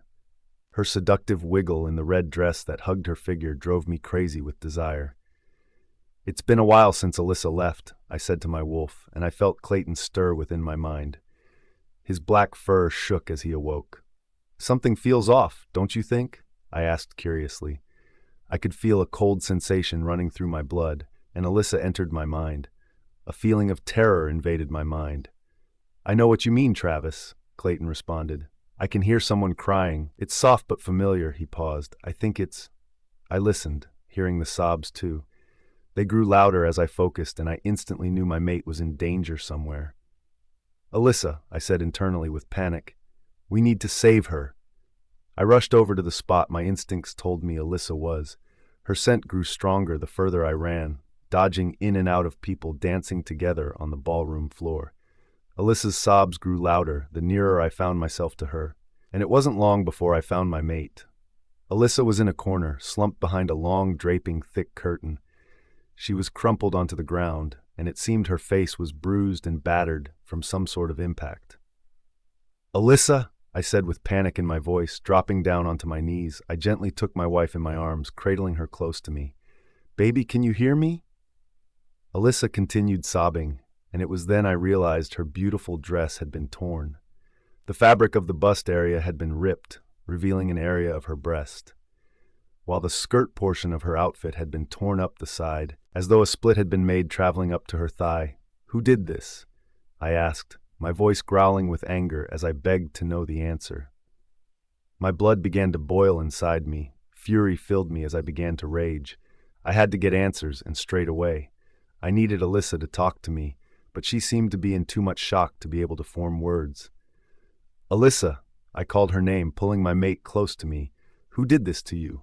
I need to know so I can fucking end their life. Alyssa's eyes widened as she stared into me. I watched her lips quiver as she tried to form words. Take your time, Alyssa. Don't push yourself, I said gently, not wanting to push her into trying to talk if she couldn't handle it. Just please give me a name. Alyssa began to choke, which turned into a struggling cough. Once her throat had cleared, she opened her mouth, and I listened to the sound coming from her mouth. Her eyes watered with emotion. Direct. Travis POV. How are you feeling? I asked gently, stroking the soft texture of Alyssa's dark hair as she lay on the bed. Rough, was all Alyssa said. She seemed subdued, her eyes not particularly focusing on a specific point. She just stared into space. Alyssa definitely wasn't herself at this moment. What are you going to do? Clayton asked as he appeared into my mind. If you're as seething as I am. I cut off his words immediately as I took Alyssa by the hand and squeezed her fingers lightly. Oh, I am absolutely angrier than I have ever felt in my entire life, I said, my jaw clenched as I spoke to my wolf internally. Derek is going to pay. I will make sure of it. Perhaps we should make haste and go, Clayton suggested. Before the night is over and the party ends. Soon, impatient wolf. I said with a growl burrowing my throat. I have to make sure Alyssa is safe and comfortable first. She is my priority. Of course, Travis, Clayton said with a huff. Just be sure not to leave things too long before you confront Derek. I assure you, Clayton, my fist will confront Derek's face in no time, I said, feeling the anger bubble inside me. Travis? Alyssa asked weakly, bringing me back to the world. What do you need, my love? I asked, squeezing Alyssa's hand tighter. Anything, I'm here for you. I'm scared, she said, and I noticed the panic in her eyes. Why did Derek? She paused as her words were broken. A doctor entered the room and approached the bedside. Hello, Alyssa, he said with a warm smile. I'm just going to examine you first, to make sure no major damage has been caused before we do anything else. I stood to my feet and pulled the doctor to one side. She seems very subdued, which is a concern. I paused, feeling my throat tighten with fear. Please make her as comfortable as you can. Alyssa is very precious to me. The doctor smiled warmly, the kindness in his eyes shone. I will do everything I can to make Alyssa comfortable, my king, he said respectfully. I know how important your wife is to you. She is in the best care. Yes, I nodded. I know I trust you completely. I paused as the memories came back. I was here not so long ago. A nervous laugh escaped me. My wife will receive the best care. I know this. You're welcome to stay in the waiting room while we examine Alyssa, the doctor said. We won't take too long, he paused. No doubt the police will be here at some point to question her. I'm hoping it's later than sooner. The last thing this poor girl needs is an interrogation in her fragile state. Sure, I said, not considering the police would be involved this soon. I had guessed the hospital had reported the attack when I had called them in. I'll ask Alyssa what she wants. I took myself back to Alyssa and held her hand gently. Honey, this lovely doctor is going to examine you now. I'm going to wait in the room down the hall, okay? Alyssa's eyes filled with tears as she gazed up at me.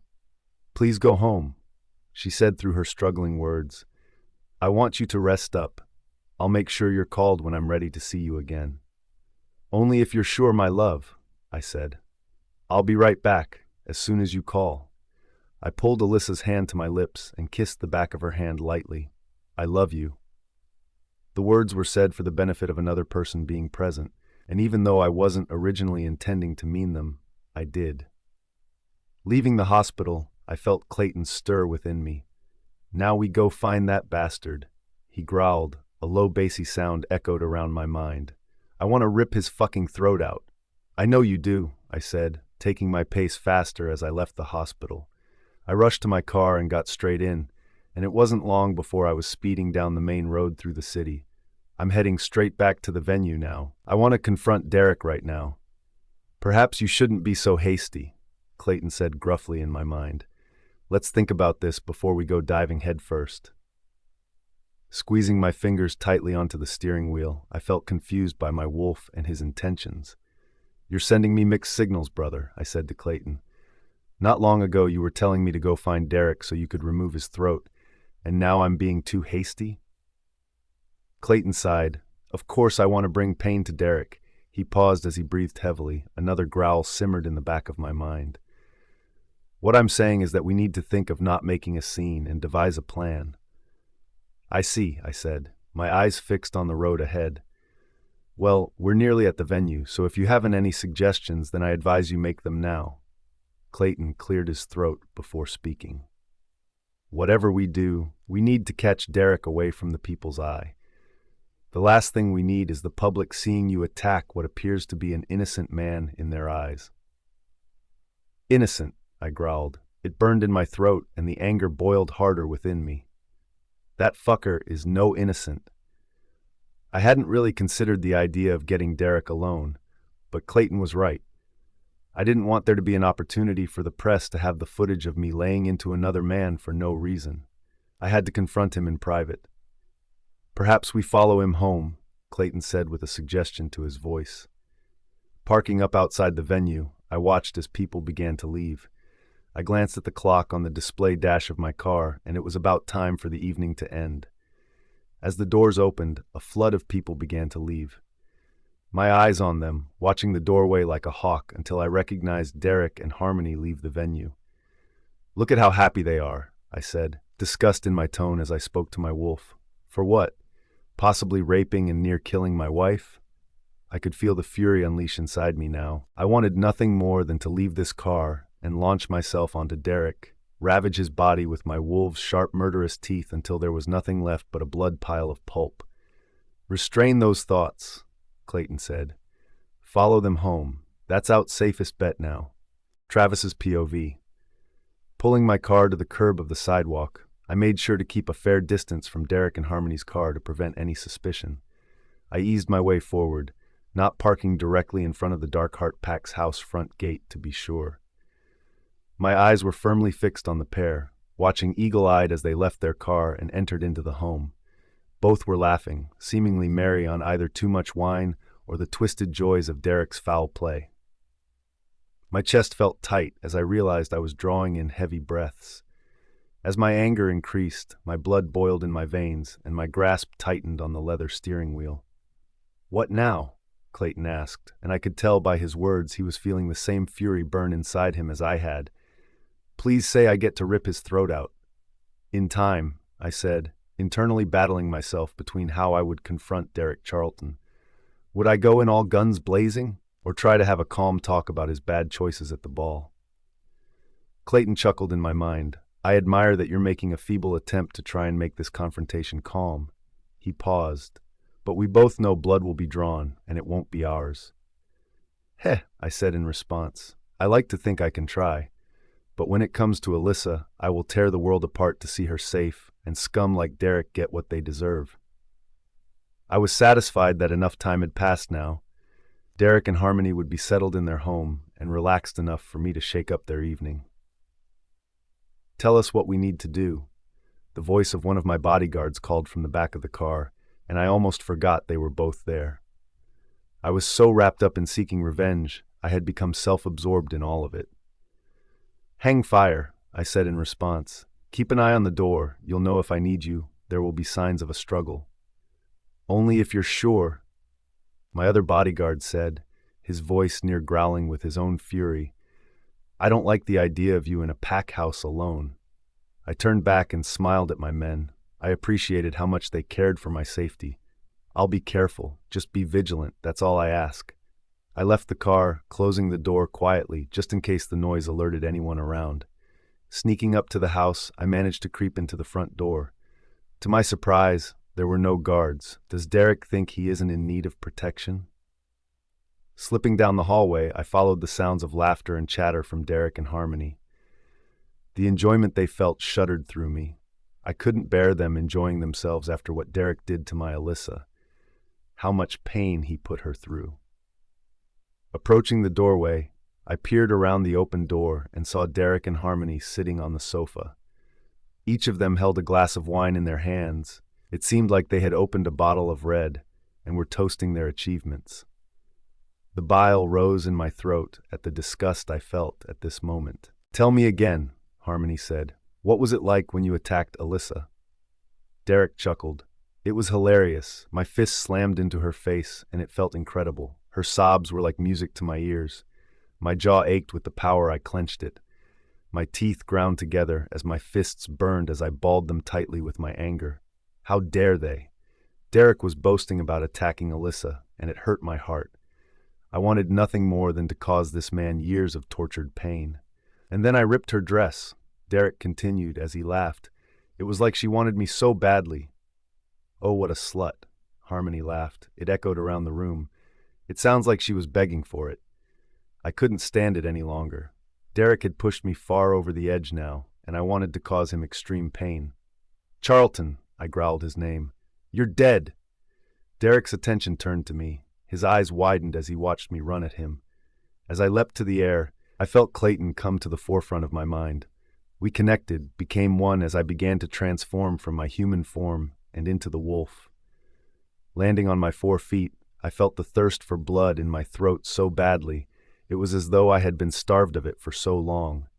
My eyes on Derek, baring my teeth as I growled. "Derek!"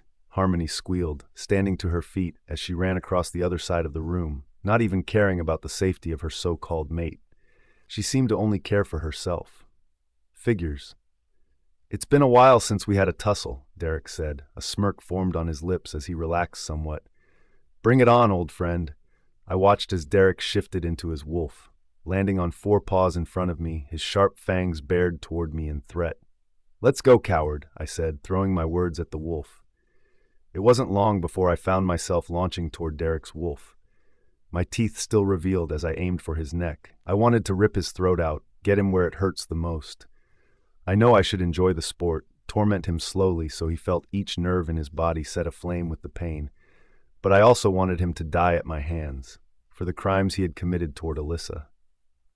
Derek's wolf retaliated, dodged my move as I ended up nearly slamming my face onto the ground as he jumped out of the way. "Nice try, Your Majesty," he said with a low chuckle to his words. "You want to try that again?" A growl simmered in my throat. "You can humiliate me all you like," I said in his mind, "but I will make you pay. I will torture you until you beg me to end your life." "You're all talk," he said. The eyes of the wolf shimmered with mischief. "You were never one for violence. Believe me, I've known you long enough." "I've changed," I said in retort, feeling the anger rise inside me. "You mess with me. I can't promise to be kind." "Stop!" Harmony cried at the top of her voice. She cowered behind the armchair in the corner of the room. "This is ridiculous." Both of us ignored her words. We were not stopping for anything, not until one of us was maimed or dead. "Stop!" she cried once more. But after she realized neither of us were listening to her words, Harmony escaped out of the room and away from the danger. Derek's POV. The wolf overpowered my entire body. He was far stronger than me, and I could feel myself weakening him. How did it come to this? My own wolf was so strong. I was a superior alpha, and I was becoming wrestled to the ground by one mere wolf. It wasn't long before the adrenaline kicked in, though. The last sting of his teeth sinking into my throat seemed to wake me. I felt power surge through my veins, and I managed to fight back. My jaws snapped, and I caught the flesh of the wolf who made an attempt to destroy me. My sharp claws ripped into his chest, before I leapt and snapped at his neck. My sharp teeth slipped into his skin like warm butter. The wolf yelped in pain and stumbled backwards, and all of a sudden the form of the wolf was replaced by that of the human form. Travis Darlington. I shifted back into my human form and stood at Travis's feet as he slumped against the wall. "Well, well," I said, sneering down at him. "What do we have here? A weakling ready for his demise." "You dare!" Travis wheezed as he clutched his chest. Claw gashes tore through his flesh across his body, which oozed with fresh blood. "If you kill me, you will wish you were never born." I laughed coldly. "I feel like this kingdom would do better without you in its rule," I said, the scent of Travis's blood stinging my nostrils as it hit my senses. The scent allured me. I felt pangs of hunger in my stomach from the fresh meat displayed before me like a buffet, fresh and inviting. "Stand up and face me to tell me that again," I said with a sneer. "Wait, you can't even get on your feet because you're weak." I noticed Travis's eyes shift toward the window. Panic set in his gaze, and his face fell pale with fear. I couldn't read his mind, but I immediately knew what he was thinking.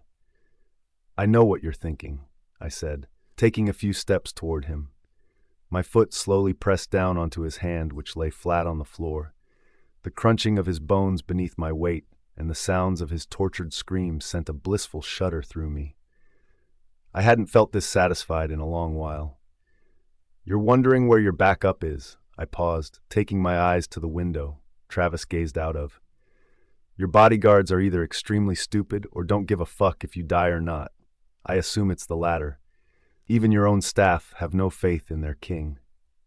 "Watch your back," Travis said in a struggle. His face grimaced in pain as he spoke. "They will be here, and you will pay for your crimes." I took the weight of my foot off Travis's now crushed hand and knelt down to reach his lower level. "I'll tell you what's a crime." I paused, poison in my voice. "I beat her to a pulp." My heart began to race with arousal as I thought back to the evening's events. She begged me to stop, sobbed as I worked on her. I paused, watching the pain in Travis's eyes. "Alyssa even cried out your name." "Shut up!" Travis growled. His eyes burned with flaming anger as he set his gaze on me. "You sick fuck, you're gonna die. I will make sure your life is ended." "You in what army?" I asked, raising my brow as I started to push my fingers into a seeping wound in his arm. I knew Travis would begin his accelerated healing in no time, so I wanted to torture him while I was able to. "You won't leave here alive, and no one will know why you never returned to rule." I paused, enjoying the words I spoke, wondering why you never returned home to sweet Alyssa. "Stop saying her name." Travis choked his words. "You have no right to let her name leave your mouth." "Oh, I have every right," I said, standing to my feet. My eyes still burned into him. "Once you are dead, I will take Alyssa for myself. I'm going to impregnate her with so many pups, one after the other, so she will prove me with enough heirs. The Dark Heart Pack will have my family for generations." "Your fantasies are sick," Travis said. I watched as he tried to move, but grunted through the pain as he did. "Alyssa will never touch you. I will make sure your hands are removed first." Travis began to breathe through his anger as he struggled. "Next, I'll have your eyes removed so you can't even look at her. You don't deserve her in your sight." Travis coughed, his chest wheezing as he did. "And then," he paused. "And then?" I asked, interested in what Travis had to say next. "Enlighten me." I heard a growl simmer in Travis's throat. "I will remove you personally, so you cannot give Alyssa what you want." "That's bold," I said, nodding my head quite impressively with his threats. "You have quite the imagination, but I'm not letting you anywhere near I laughed coldly. "By the time you make an attempt to fight back, I will already have Alyssa in my grasp." I paused, a smirk formed on my lips. She was easy for me before. As I spoke, I noticed the pain in Travis's eyes, which made me want to torture him further with my words. Alyssa may have expressed fear in her eyes and screams from her lips, but I could tell she wanted it. Her body begged for it, the way her sweet little pussy. "Shut up!" Travis yelled. His nostrils flared at his eyes seared into me. It was then Travis seemed to come to life. He jumped to his feet energetically, and I noticed his wounds had healed. Now say that to my face again. I dare you. I felt myself slink backwards. Travis had seemed to be holding something back from me earlier, and I felt a terror run through me now just from his gaze alone. Travis was strong, he was a threat, and now I could feel his power. I will kill you, I said, trying to stabilize my voice as I felt myself tremble. Let's go for round 2. Travis's POV. Are you going to stand for that? Clayton asked internally. I could feel the anger in his voice. He had tasted a sample of Derek and wanted more. Letting Derek talk about Alyssa that way, treating her like a piece of rancid meat. The growl which boiled within Clayton echoed around my mind. Even I found myself terrified of my own wolf at this moment. No, I said in response, feeling the anger rise just as Clayton's had. I will make this bastard pay. Use your anger, Clayton said. Let me tear at his throat. I want to taste his blood on my tongue. I took my focus from Clayton and shifted back to Derek. His words still taunted me, and I could see by the glint in his eye he was enjoying torturing me. If I hadn't seen Alyssa in the state I had, I could believe that Derek was lying about what he did to her. But I knew everything he told me was the truth, and it disgusted me. What's wrong, mighty Alpha King? Derek asked, a wicked smirk on his face. Are you scared I'm going to win? I was going easy on you before. I'm going to tear you apart, limb from limb, I said, my eyes on him as my anger seared though my gaze. I've had enough of your poisonous words. I could feel my strength building up by the second. My chest, which once felt tight as I struggled for breath, began to relax. I inhaled a deep breath, preparing myself for another round with Derek, the final round before I ended his rotten life. It was then, as soon as I lunged for Derek, Clayton awakened in my mind. I felt the wolf push to the forefront of my thoughts, ready to strike and tear into the alpha, ready to spill his blood. King Travis! A voice called behind me. It was then I felt the pull of my arm. Someone had grappled me, their hands on my wrists as they pulled me back. Leave this to us. We don't want you harmed. Get out of here. I noticed someone else passed me, my bodyguards. A little too late, I growled at the man who had me in his grip. You were lucky I wasn't killed before. Sorry, Your Majesty, he said, his voice filled with shame. We weren't thinking. It was hard to judge when you needed help. I watched as the second bodyguard transformed into his wolf and pinned Derek to the ground. His teeth tore into his chest, and I couldn't take my eyes away. That should have been me? Clayton barked in my mind. It should be me who is tearing the flesh from his bones. I could hear the emotion in Clayton's voice, and I felt the frustration as he wanted to be the one who gave Derek what he deserved. His demise. Why isn't that me? I'm sorry, Clayton, I said in response, feeling the disappointment myself. I made another attempt to struggle to free myself from the grip of my bodyguard. Maybe this is for the best, I said, reassuring my wolf. If Derek died by our hands, then we would be marked as murderers of our own kind. He deserves it, Clayton husked. At least we can be present to witness it. You need to leave, the man who restrained me said, his voice stern. I beg of you to leave. You need to get yourself to safety. I want to watch, I said lowly. A growl simmered in my throat. Witness his gruesome end. Alyssa, Clayton said. What about Alyssa? We need to get back to her. Clayton was right. I had to leave my bodyguards to finish Derek while I went to be with my love. Yes, I said. You're exactly right. We need to get back to the hospital. Okay, I said, my voice speaking with defeat as I addressed the man who held me. I'll go back to Alyssa. She needs me. I felt the man's hands ease from my wrist as he released me. Thank you, my king. He paused. Take the car. We'll make our own way back once we're done with Derek. Be safe, I said, looking the man in the eye. I don't want either of you coming to harm. Yes, sir, the bodyguard said in response. Now leave before this gets too gruesome. I watched as he leaped over the sofa and toward the two fighting wolves. He shifted into his wolf form and attacked Derek's wolf on the other side, pinning him down in the process. As I turned to leave, I heard Derek's wolf form whine with pain. The sounds of the snarls and tearing of flesh, which followed, were enough to turn my stomach. As far as I was concerned now, Derek had been punished for his crimes against my beautiful mate. As I left the house, I felt my heart pounding with excitement at the idea of seeing Alyssa again. to tell her the news that Derek had been taken down and that I was safe. I needed to hold Alyssa in my arms, stroke her silken hair, and gaze into her beautiful eyes. She brought comfort to me whenever I gazed into those gorgeous orbs, and I knew I wanted to be with Alyssa for the rest of my life. Getting into my car, I started the engine and sped down the road as quick as the speed limit would allow. The more I thought about Alyssa, the more I ached to be by her side. "I can feel your heart. You really love Alyssa, don't you, Travis?" Clayton asked, his demeanor feeling somewhat more calming now we had left the Dark Heart Pack's home. "When are you going to tell her?" "Tell her what?" I asked, acting coy even though I knew what Clayton intended on saying.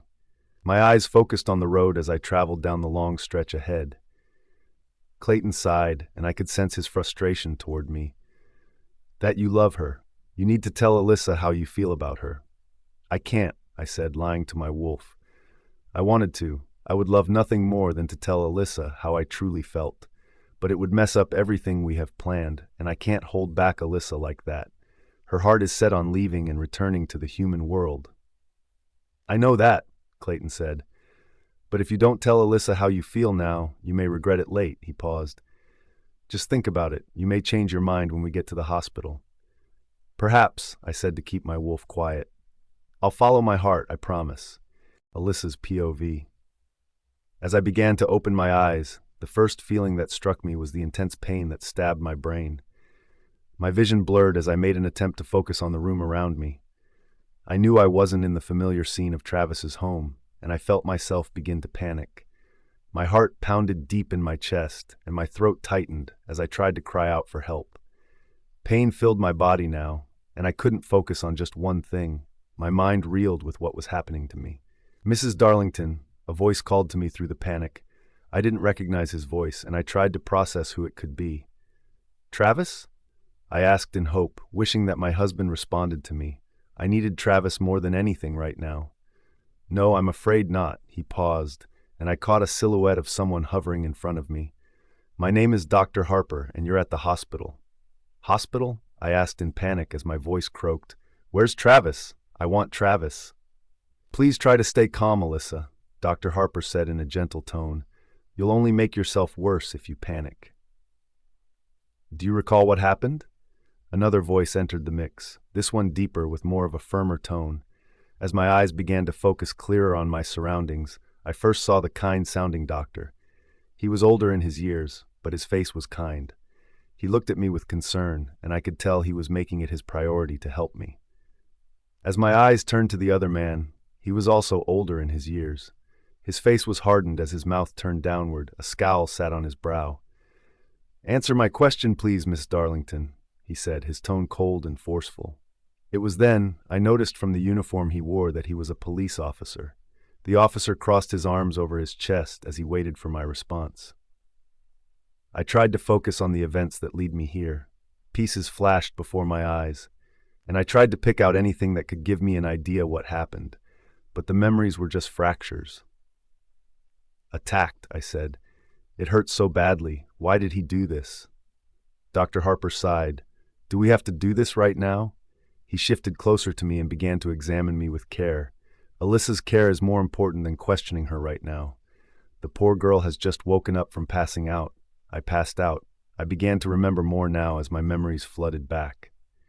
Travis had come to my rescue. He found me injured after the attack. "I can't remember exactly," I said as my voice shook. "I'm sorry." I felt the tears well in my eyes. "My head hurts. I just want my husband." I ached for Travis more than anything now. My heart yearned for him, and I knew if I saw his smiling face, I would feel instant relief. "Try and remember," the office said with force. "Any information you can give us is important to help solve this crime." I allowed my emotion to unleash itself now, and I began to sob. The tears trailed down my cheeks in floods, and my chest heaved as I sobbed. "I don't remember," I said as I choked on my tears. "Derek Charlton," I said, "Dark Heart Pack." I continued, "He attacked me. That's all I know." "Please," Dr. Harper said once more. "Leave us be. Let me get on with my job, and then you can talk to Alyssa once I have her pain under control." He turned to look at the officer. "Alyssa is human. She isn't a wolf. She doesn't have the accelerated healing process we do. Please be a little bit more considerate." The police officer grunted. Typical. He scowled at me once more. "Fine, I'll come back when the girl is a little more focused." He paused. "Make sure you fix her up good. I need her to give me as much information as she can." Dr. Harper nodded, then turned his attention back to me once more. "I'm sorry, Alyssa," he said in a near whisper. "These cops can be a little relentless at times." "I heard that," the officer grunted. I watched as he turned to leave, and it was then I noticed the door to the room open. I watched as a woman entered the room, and it was then I recognized the nightmare vision. Her long legs and elegant stature as her long red hair flowed down over her shoulders with grace. "Harmony," I gasped, my throat tightening with fear, and I felt my chest burn as my heart began to race with terror. I wasn't safe any longer. She was here to kill me. Finish the job that Derek started. The officer left as Harmony entered, his gaze on the redhead as he took her in before leaving the room, his eyes leering at her, as most men did when she passed them by. "Do you know this woman?" Dr. Harper asked, his eyes scanning Harmony, but I knew his thoughts were on my safety rather than thinking lustful fantasies about the redhead. "Who are you?" I assumed Dr. Harper could read the expression on my face. I felt cold. My heart drummed in my chest and rattled around my entire body. "Alyssa, can you hear me?" As my eyes switched to connect with his, I read the concern in his gaze. He could tell something was wrong, and I hoped he would help me in escaping this mad woman. "I'm just a friend," Harmony said with a beaming smile on her full lips. "I'm Alyssa's best friend, in fact." She took a perch on the end of my bed, and I felt my body paralyze with the fear that had struck me. "I wanted to make sure you're okay, honey." She paused and rested her hand on my leg beneath the blanket. "You look like you've seen a ghost, poor thing." I wanted to scream, to tell everyone this woman was a threat. I wanted to call the officer back to arrest Harmony before she harmed me in any way. Nothing emerged from my mouth. The shock had silenced me, and all that escaped was a rattled, croaking noise. I looked back at Dr. Harper, hoping he would be able to read my expression more. He seemed to understand me, but it was then I saw his face had relaxed and he smiled at Harmony. "Well then, that's very nice of your friend to come pay you a visit," he smiled. "Everything seems okay here. I'm going to arrange some pain relief for you, Alyssa, and I'll come back soon." He nodded toward Harmony. "Nice to meet you. You take care of her okay?" I watched as the doctor left the room. He closed the door as he went, and I felt my entire body run cold. Making an attempt to move my limbs, I couldn't. They were stuck firm from the paralytic fear that had struck me down. My eyes on Harmony, filling with tears as she smirked at me in such a wicked way, I knew my time was up. "I didn't think I would see you again," Harmony said. A laugh escaped her. "It seems you weren't so easy to get rid of." She leaned forward, her eyes burning into me. "But I'll make sure I finish the job this time." Travis's POV. As I pulled the car into the hospital car park, my heart raced in my chest with the excitement of seeing Alyssa once again. It hadn't been long since we were separated, yet I yearned fiercely for her. "I'm guessing by your reaction you're going to tell Alyssa how you feel?" Clayton asked as he wandered back into the forefront of my mind. "Your heart is about to explode if you carry on getting more excited," he chuckled with laughter after he spoke. "I think I will tell her," I said, my chest tightening with the thrill of telling Alyssa how I feel. She needs to know. Even if I am rejected, I won't regret showing my feelings to her. "It's about time you spoke some sense," Clayton said. "Now get out there and go to her." His words enthusiastic as he echoed in my mind. "I'll leave you to it. I don't wish to intrude." A wicked chuckle followed once more. As I turned the engine off, I was about to leave my car when I felt a strange, uncomfortable sensation stir inside my body. I couldn't quite place the feeling, but terror filled me out of nowhere. "Do you feel that?" I asked my wolf. "I feel terrified. My stomach is churning, and I can see." I paused as Alyssa entered my mind. She appeared scared, her face pale, as I watched her scream with terror. "Alyssa!" I spoke her name to my wolf. "She's in danger." "Go to her," Clayton growled.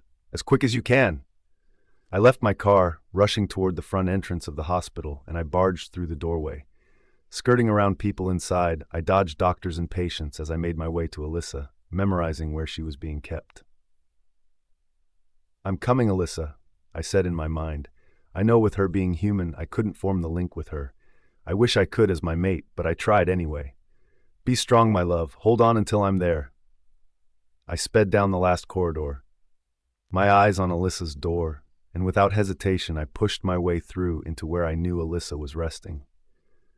As soon as I entered the room, I spotted Harmony sitting on Alyssa's bed, her head turned to me, a wicked smirk on her lips as her eyes seared into me. Well, hello, darling, Harmony said as her eyes wandered up and down my body, studying me carefully. I found myself ignoring her and turned my attention directly to my mate, Alyssa. Are you okay, my love? I asked, pining for her now. Seeing her especially in this condition, frightened and in potential danger, I noticed her lip tremble as she saw me. I'm scared, she said meekly. Travis, get her away from me. You heard Alyssa, I said, my voice booming with command. Get away from her now. Leave this room. You aren't welcome here. Harmony stood up from the bed and sauntered her way over to me. Her eyes studied me once more, looking at me as though she was ready to devour me. I hear your idle threats, Travis, she paused. But know this, Derek will be behind you every step of the way. He will be watching you, ready to strike when you least expect it. You're a liar, I said, spitting my words at Harmony. Seeing her now, in this room, disgusted me. I wanted to hurt her, but refrained from releasing my anger onto her at this moment. I didn't want to shake up Alyssa further, not after what she had been through. Derek cannot touch me. Now get out. I don't want to see your face again. Perhaps not, Harmony said. Perhaps there is a way I could ensure your safety from Derek. She paused. I want you to think long and hard about this, Travis Darlington, because I am only going to offer it to you once more. I knew from the glint in her eye she had planned something. There was definitely the turning of cogs inside her mind. I was eager to know what she thought she could convince me with. So I waited. Be with me. Be mine, Harmony said, trailing her fingers up my chest. I felt myself shudder from her cold touch. Derek will leave you alone, I can promise. You will have a life of peace with me as your wife. We can rule the kingdom together. Never, I barked my response to Harmony, shirking away from her advances. Get out of my face. If you don't leave this instance, you will have to answer to me personally. Harmony laughed cruelly. Very well, I gave you one chance. I will see that Derek makes your life hell before he ends it. She paused and took one look back at Alyssa. Enjoy your husband while you can, because there won't be many pieces left of him after Derek has had his fun. I found myself laughing, which made Harmony turn to me. She tilted her head with slight confusion in her gaze. What's so funny? She asked, eager for an answer. It's amusing me how you think that Derek will become such a threat to me, I said. Especially considering he is dead. I paused to watch the shock on Harmony's face. I watched him die, torn apart by my wolves. Harmony's eyes widened, and her face fell pale, paler than usual. You're lying, she said, panic in her voice. I don't believe you. You had better believe me, Harmony, I said with a smile, or it will make finding Derek dead and torn to pieces a lot harder for you to deal with. He threatened me, and I did what I had to do. I paused, reliving those moments in my mind. My men came to my aid and made sure Derek didn't live to harm anyone again. You're better off without him. Resting my hand gently on Harmony's shoulder, I felt some sympathy for her.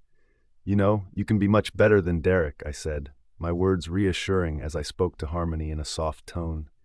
Derek did not define you. You're free to make good in your life now he's gone. I paused, trying not to press too hard with my words. You've never been happy, I know this. Perhaps use this moment as an opportunity to focus on yourself and work on your flaws. How dare you? Harmony snapped, pulling herself away from my hand. I have no flaws, I am perfection, she growled, a simmer bubbling in her throat as she bared her now growing canines at me. Derek knew what he wanted, and it was the right choice. Both you and your shitty human are toxic and pathetic.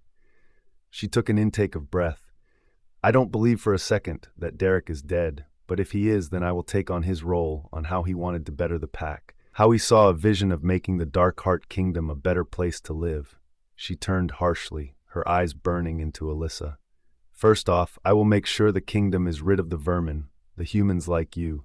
You don't belong here. Harmony turned to me once more, her eyes burning with the fire of her fury. I will make you suffer, Travis Darlington, just as you have made me suffer. King or not, I will have the last stand. Harmony turned and left for the door. She stormed out, slamming it behind her, and I could still hear her thundering footsteps down the hall. I think she took that well, Alyssa said weakly, and I turned to face her. I saw a timid smile on her lips. Hey, Travis, she said warmly. I missed you. Alyssa's POV. As I witnessed the terrifying display from both Harmony and Travis, my heart felt as though it had leapt into my throat. I struggled for breath through my panic. I knew Travis was being protective, and rightly so, but his feral animal side was beginning to emerge. Harmony was the nightmare, though.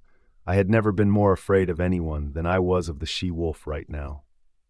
I had the feeling this was the end. Perhaps Harmony would have the strength to rip Travis to shreds before ending my life, and I knew she would get pleasure from ending us both. It was then I came back to reality and noticed through my panic that Travis had put terror into Harmony.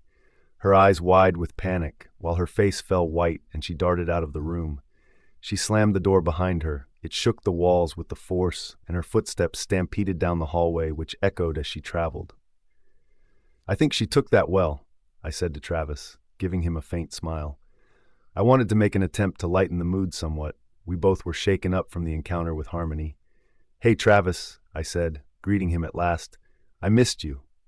As I said these words, and seeing the warm smile on Travis's face, I began to relax quickly. I felt comfort in Travis Darlington. His aura showed strength and kindness, and felt a great comfort to me. Hey, darling, Travis said as he made his way over to my bedside. How are you feeling? He laughed softly. That's a dumb question, isn't it? I laughed, tapping the bedside to gesture I wanted him close to me. I watched as Travis lowered himself onto the bed, his eyes not breaking our gaze. Seriously, though, are you okay? Did Harmony hurt you? I shook my head gently. No, it seems you got here in time, because if she had been here any longer, then I could be dead.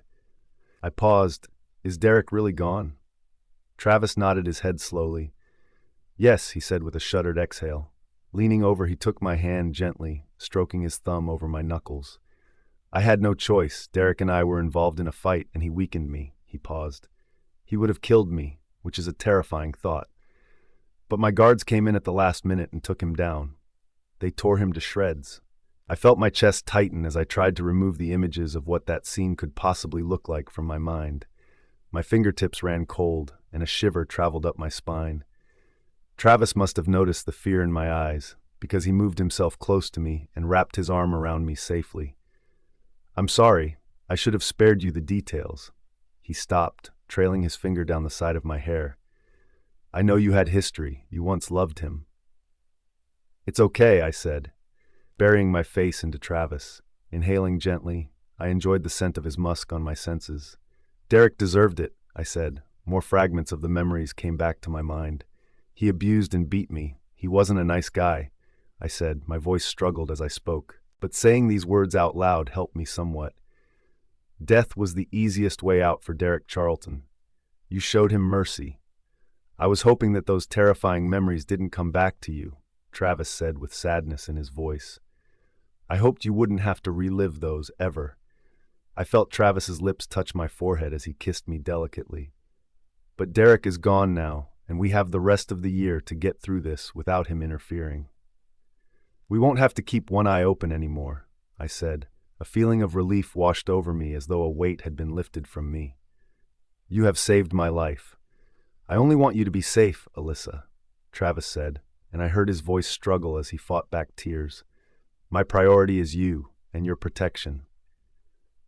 What will happen with the pack? I asked, so many questions reeling through my mind knowing that Derek was gone. The Darkheart pack would have been Derek's legacy, and now... That's nothing you need to worry about, my love, Travis said. These are issues I will handle. He paused, pulling me closer into him. I felt Travis's heartbeat in his chest, and to me it sounded like the most loving and pure thing I had ever heard. Technically, Derek's father is still the alpha of the Darkheart pack. Derek was the next heir. He paused. I will go and talk to Mr. Charlton, and we can discuss the future of the pack. Are you sure that's wise? I asked, Surely Mr. Charlton will be sensitive right now, after his son being torn to pieces and all, especially by your wolves. You sure know how to paint a delightful picture, Travis laughed, kissing my forehead once more. I will figure it all out. It's my duty. Just relax and try not to worry about all of this. I need you to rest up and heal. That's all I ask of you. Okay, I said, admitting defeat. I knew I wasn't helping Travis right now, even though I wanted to offer anything I could to aid him in sorting this mess out. But staying out of the way seemed like the best idea at the moment. I really did miss you, though. Please don't go away again, okay? I promise, Travis said, his eyes staring into mine, and I watched them glisten as he took me in. I'm never leaving your side again, my love. The door opened, taking both of our attention, and I knew we both feared the worst.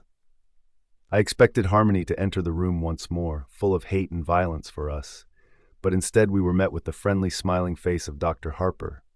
Has your friend gone? Dr. Harper asked.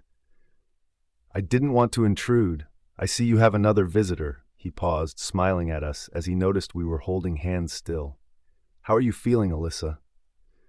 I watched as Dr. Harper pulled out a syringe with a cannula attached to it. I'm going to administer some painkillers. I just need your arm. I feel okay, I said, wincing through the pain. By the look Dr. Harper gave me, he knew I was putting on a brave face in front of Travis. A little sore, but good, Dr. Harper said, and as Travis released my hand, he placed the cannula into my arm, and I watched as he hung a bag of clear liquid from the stand at my side, attaching a tube from the bag to the cannula in my arm. I want to keep you in overnight to monitor you, he said, adjusting the settings on the bag. I'm happy with your results so far, but I want to see how you respond to the painkillers. Dr. Harper turned to Travis. If everything is okay by tomorrow, then you may take Alyssa home and care for her. He paused and smiled at me. But you'll need to keep your eye on her and make sure she's comfortable and well fed. Travis nodded. Believe me, doctor, after this, I won't be leaving Alyssa's side at all. Travis's POV. I felt as though I was probably being overprotective as Dr. Harper checked Alyssa over once more. After giving her the pain medication she needed, he was extremely intricate in the last of his checks. Everything seems fine so far, Dr. Harper said. He turned to me, a smile on his kind-looking face. You may stay the night if you wish. The sofa folds out into a bed. He gestured over to the bland cream sofa in the corner of the room. I know it can be traumatic leaving a loved one in the hospital, he paused. And seeing as you are, well, quite a man of stature, he laughed. It's the least I can do. Thanks, I said with a nod, taking Alyssa's hand once more. But it doesn't matter who I am or my social status. As long as I can be with Alyssa, that's all I need. You kids are too cute, Dr. Harper said, his eyes clocking our encased hands on the bed. I'll leave you tonight, but I will be around in the morning for some more checks. His eyes switched to Alyssa. Just press the orange button if you need any assistance, and a nurse will be with you as soon as they can. Thank you, doctor, Alyssa said weakly. As I took my eyes to her, I could see how weary she was becoming. Her eyes droopy as though she was about to nod off. I really appreciate everything you have done for me. Likewise, I said. The staff at this hospital have always been nothing but incredible with their care and precision. I paused. I will be sure to remember this generosity. It's just my duty, the doctor said. But thank you for your kind words, regardless. After Dr. Harper left the room, I took my attention back to Alyssa. I had so many things I wanted to say to her, words I wanted to confess. But right now she looked as though rest was the most important thing for her. Let me make you comfortable, I said gently, fluffing up Alyssa's pillows before she lay her head to rest on them. How's that? Perfect, she said. A smile formed on the corner of her lips. Like you. I felt my heart race in my chest, dancing with Alyssa's words, which caught me off guard so suddenly. I am far from perfect, I said, wondering what she could possibly mean by this compliment. I wouldn't want to be here with anyone else, Alyssa said. You are my everything. My stomach fluttered, butterflies dancing inside me at Alyssa's words. Perhaps it was the medication, giving her a false sense of how she felt toward me. But I remembered back to when I was in a coma, and I heard Alyssa's words as she confessed her love for me. Now was the time for me to act and reciprocate those feelings. Tell her, Clayton husked in my head. Do it now, or you will regret it forever. I listened to the words of my wolf. Clayton was right. I had to tell Alyssa now. It was now or never. I had left her hanging onto her own feelings toward me for too long now. It was unfair for me to keep this secret. Alyssa, I spoke her name so carefully, enjoying the sound of it leaving my mouth, slipping between my lips. I have something to tell you. Oh? Alyssa asked. She seemed to perk up somewhat. Her eyes widened and glistened as she hung on my every word, waiting for what I had to say. What is it? My breath shuddered as I exhaled, wanting more than anything to say the very words she needed to hear, what she deserved to be told. But they became stuck in my throat as I spoke. Tell her, you coward! Clayton growled his words, barking his orders at me. You're the alpha king, for crying out loud. Grow some balls and tell Alyssa the truth. Clayton's words stung me, but he was right. I was turning into a coward, and I had to tell Alyssa now, right now. I love you, Alyssa, I said, the confessing words pouring from my lips now. I leant over and grasped both of her hands gently. I love you more than I have loved anyone in my whole life. I need you. You are my heir. I can't live without you. Travis, Alyssa whispered my name, and I watched her eyes fill with tears. I love you too, she said with a sweet response, and I felt my heart begin to drum in my chest so rapidly. Even though I knew how Alyssa felt about me, hearing her say the words to me in my conscious state was even more magical than I could ever imagine. I love you so much it hurts. My chest aches for you every single day. I know, I said, excitement pulsing inside of me. I heard you, when you told me back when I was in hospital. I heard your confessions. I paused, unsure of how Alyssa would react to me admitting to this. But I was scared of confessing my love for you. Scared of what danger I could get you into. I paused, my heart aching at the thought of losing Alyssa now. Please don't be mad that I didn't say anything about it. I just needed some time, and I knew I was losing you after our contract is up. I'm not mad, Alyssa said, her face beaming as she smiled. I understand why you refrained from telling me, but it feels so good that you're in love with me too. This feels like a dream, she paused, squeezing my hand tighter. And you won't lose me. This contract can be forever if you want it to. We can be partners for the rest of our lives and even longer. That's unfair to you, I said regretfully.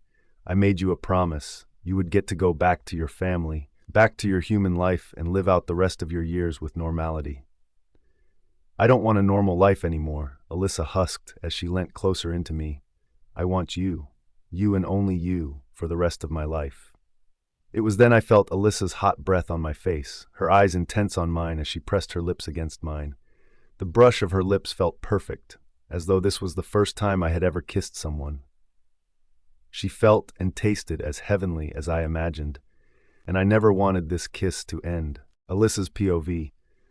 I'm pretty sure we're doing this wrong, I said, trying not to laugh so much it hurt my ribs even more than they already did. You mean over the threshold?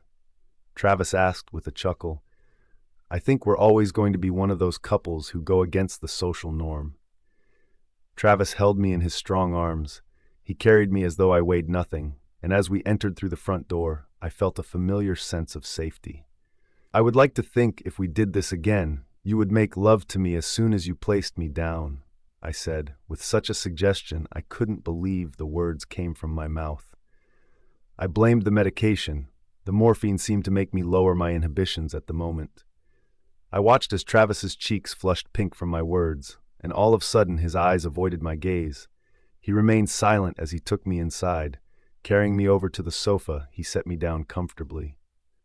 I'm sorry, I said, apology in my voice. I didn't mean to make that awkward. Please forget I said it. It's all right, Travis said, lowering himself by my side as he knelt next to me. He held my hand, squeezing me gently. I enjoyed it, he paused, and I watched his eyes wander my body with lust in his gaze. As nice as it would be to make love to you, it would cause you even more pain, he paused.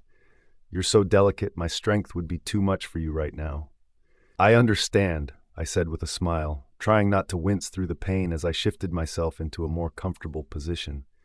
I was in more pain than I had let on to Travis. I didn't wish to worry him too much. He had enough on his plate with everything going on around him. You just being here is enough, I paused. Perhaps we could sleep together tonight, I suggested bravely. Just so I know you're there by my side. I'm terrified Harmony will come back to finish me off. I was going to suggest that too, Travis said with a warm smile. I want to be by your side as much as I can. I don't want to let anyone else hurt you, Alyssa. Thank you, I said, feeling safer already. I'm so lucky to have you. I hope my confession back there didn't ruin anything between us, Travis said, guilt in his eyes.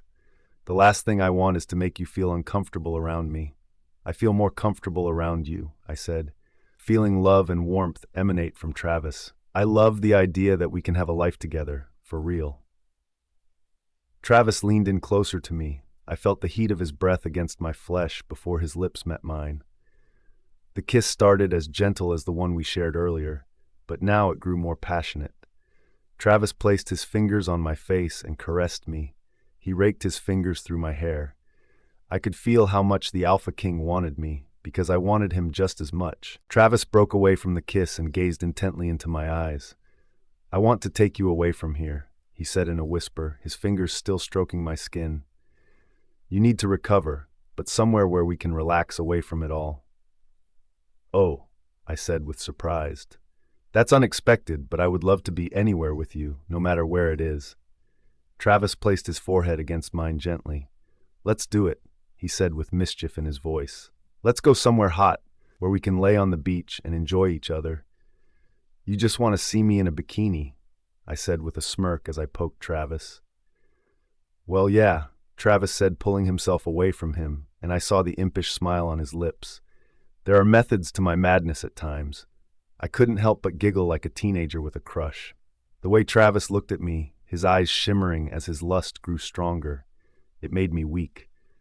I could feel my heart racing in my chest, pounding so hard it could easily burst through my rib cage. This is exciting, I said cheerily.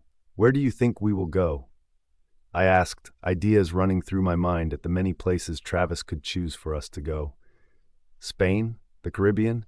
I asked out loud, hearing the excitement in my voice. Ah, well, that's a surprise, Travis replied with a grin. I have something in mind, but I want to keep it a secret for now. Ooh, a secret, I said, the excitement rising inside me. I don't do well with surprises, I said in revelation. Oh, is that so? Travis asked, a twinkle in his eye. What do I have to expect from this?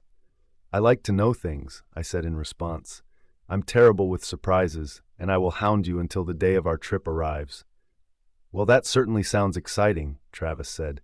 You can hound me all you like, my love, I laughed. Okay, this is getting a little weird now. I paused. Now I have to think about what to pack. I'll need some new clothes. You'll have to take me shopping. I felt myself becoming so excited by this trip, it started to take away the sensation of the physical pain I felt from the attack. First off, you need rest, Travis said, standing to his feet. I'll get you some more pillows and a blanket. All this excitement is going to do more damage, Alyssa. You're right, I said with defeat. I'll let you get on with sorting out our surprise. I pause. Shall I cover my ears? Travis laughed. I do need to make some calls, he said, rubbing his chin as he spoke in thought. But I'll do it upstairs, where you can't hear me. Very well, I said with a sigh. Just fetch me some snacks, and I'll be satisfied. I grinned at the Alpha King. I could tell by the smile on his face he was happy that my mood had lightened. Our honeymoon, he said, his tone serious. This is it. We're planning our honeymoon, he gasped lightly as he took a short intake of breath. I guess it is our honeymoon, I said as I beamed up at him. Or at least, I think so. I don't even know where we're going. Alyssa's POV. Are you sure you're okay to push me? Am I not too heavy? I asked, Travis at my back while he pushed the wheelchair which he insisted I took on this trip. Of course I'm okay with it, Travis laughed in response. I suggested the wheelchair as you're still in pain and recovering. He paused as he steered nimbly around an elderly couple in our path. And no, you're not heavy. You're as light as air for me. I nodded, deciding to not make any more fuss than I already had been. Sometimes I would forget that Travis had all these extra enhancements to his strength and abilities, more so than I did. So a lot of tasks that could be more difficult to me were easy as pie for Travis Darlington. My eyes fixed straight ahead, taking in my surroundings as Travis pushed me down the length of the airport. I people-watched, studying the different faces of strangers as we passed. I felt a sudden rush of excitement as I spotted the planes. Some came into land, while others sat and waited as the passengers loaded on board. "Which gate are we?" I asked up at Travis, hoping to catch a glimpse of the gate number and destination. I still didn't know where we were headed, and it was eating away at me, even though the surprise was extremely exciting. "None of these gates, Alyssa," Travis replied, a sly smirk on his lips as his eyes still remained focused on the path ahead. "But you know when we'll get there." He paused with a laugh. "You know it's like taking a kid on holiday with you. Do you want me to tell you? It's just around this next corner?" I pouted, leaning back into the chair as I allowed Travis to take me where we needed to be. He was being incredibly patient with me, so I decided to stop acting up and let myself feel the excitement of the trip ahead. "Here we are," Travis said, eventually as we arrived at our gate. As I inspected the gate, I noticed it was different in appearance to the gates we had already passed. It seemed smaller in its general size, there was no queue system, and only one door leading out to the exterior of the airport. "Where are we?" I asked, Travis pushing me to the desk. An attractive woman stood behind the desk, a smile on her face as she greeted us. She wore a smart red uniform, and her hair and makeup were pristine. As I peered down at the comfortable joggers I wore, I felt somewhat underdressed. "Welcome, Your Majesty," the lady beamed, her smile widening as she looked down at me. "And you must be Alyssa. It's an absolute honor to meet you." "It is?" I asked, blinking with confusion. Sometimes I forgot I was married to a king. To me, Travis was just Travis. A man I was so in love with, his social status did not affect me. Travis could be anybody with a social status or none at all, and I would love him just as much. "It's a pleasure to meet you too," I said in response, feeling like that was a pretty idiotic thing to say afterwards. "Your flight is ready," the lady said. "If you would like to hand me your passports to check." She paused as Travis handed over our 2 documents. I watched as she quickly checked them over and handed them back to Travis. "All perfect," she beamed. "You're free to board." "Why is there no one else here?" I asked Travis as he began to push me through the glass door. I was expecting a line of passengers. "Are we late? Will we make it on time?" Travis laughed. "You need to stop panicking, my love," he said with a gentle tone to his voice. "Welcome to my private jet." My jaw collapsed to the ground as I spotted the small jet at our side. "You have a jet of your very own?" I could feel the air leaving my lungs with the shock of finding out that Travis owned this luxury for himself. "Yep, all mine." He grinned, and as he carefully helped me into the plane, I felt my jaw wanting to drop once more. "I'm not one to brag about what I own, Alyssa. You'll realize this about me." "Wow," I laughed. "If I had my own private jet, I would be telling everyone." Travis smiled, guiding me to the most comfortable-looking sofa I had ever seen in my entire life. "I just don't like to rub my riches into people's faces," he said, a serious look in his eyes. "There are people out there who are struggling in life, which is why I go to a lot of charity balls." Travis sat down next to me and pulled a bottle of champagne from a bucket at his side. "I want to give back to the less fortunate." "You're perfect," I swooned, feeling like I was about to melt at Travis's side and land in his lap into a puddle. "I'm not perfect, Alyssa," Travis paused. "No one is, but I try my best." "Your Majesty," a voice called, and the same lady from the front desk appeared in front of us. "Our flight will be leaving momentarily. Is there anything we can get for you before we take off?" "We're fine," Travis said with a smile. He was about to pull the top of the champagne bottle when the lady took it from him. "Please, allow me." She swiftly removed the top and poured 2 glasses for us. "You both relax now and let us take care of you." "Thank you, Alicia," Travis said with a nod. "Some snacks wouldn't go amiss." He paused deep in thought. "I quite fancy a hot dog." He turned to me. "How about you?" My brows nodded as I thought of something to eat. "A cheeseburger?" "Actually, a cheeseburger sounds great," Travis grinned. "2 cheeseburgers, please, Alicia, with lots of cheese." Alicia laughed. "Of course, Your Majesty," she nodded. "Make yourselves comfortable. Our flight will be approximately 4 hours. Travis leant back into the sofa and placed his arm around me. Are you comfortable, Alyssa? I watched as he picked up a remote and pointed it toward the wall. A panel opened to reveal a large flat-screen TV, which protruded from the opening. It turned on and Travis began to search through a collection of movies. I'm super comfortable, I said, grinning as I watched Travis carefully choose a movie for us to watch during the flight. I could get used to this, flying in style. There will be a lot to get used to, my love, Travis said as he kissed the side of my forehead. You wait until we get to our destination.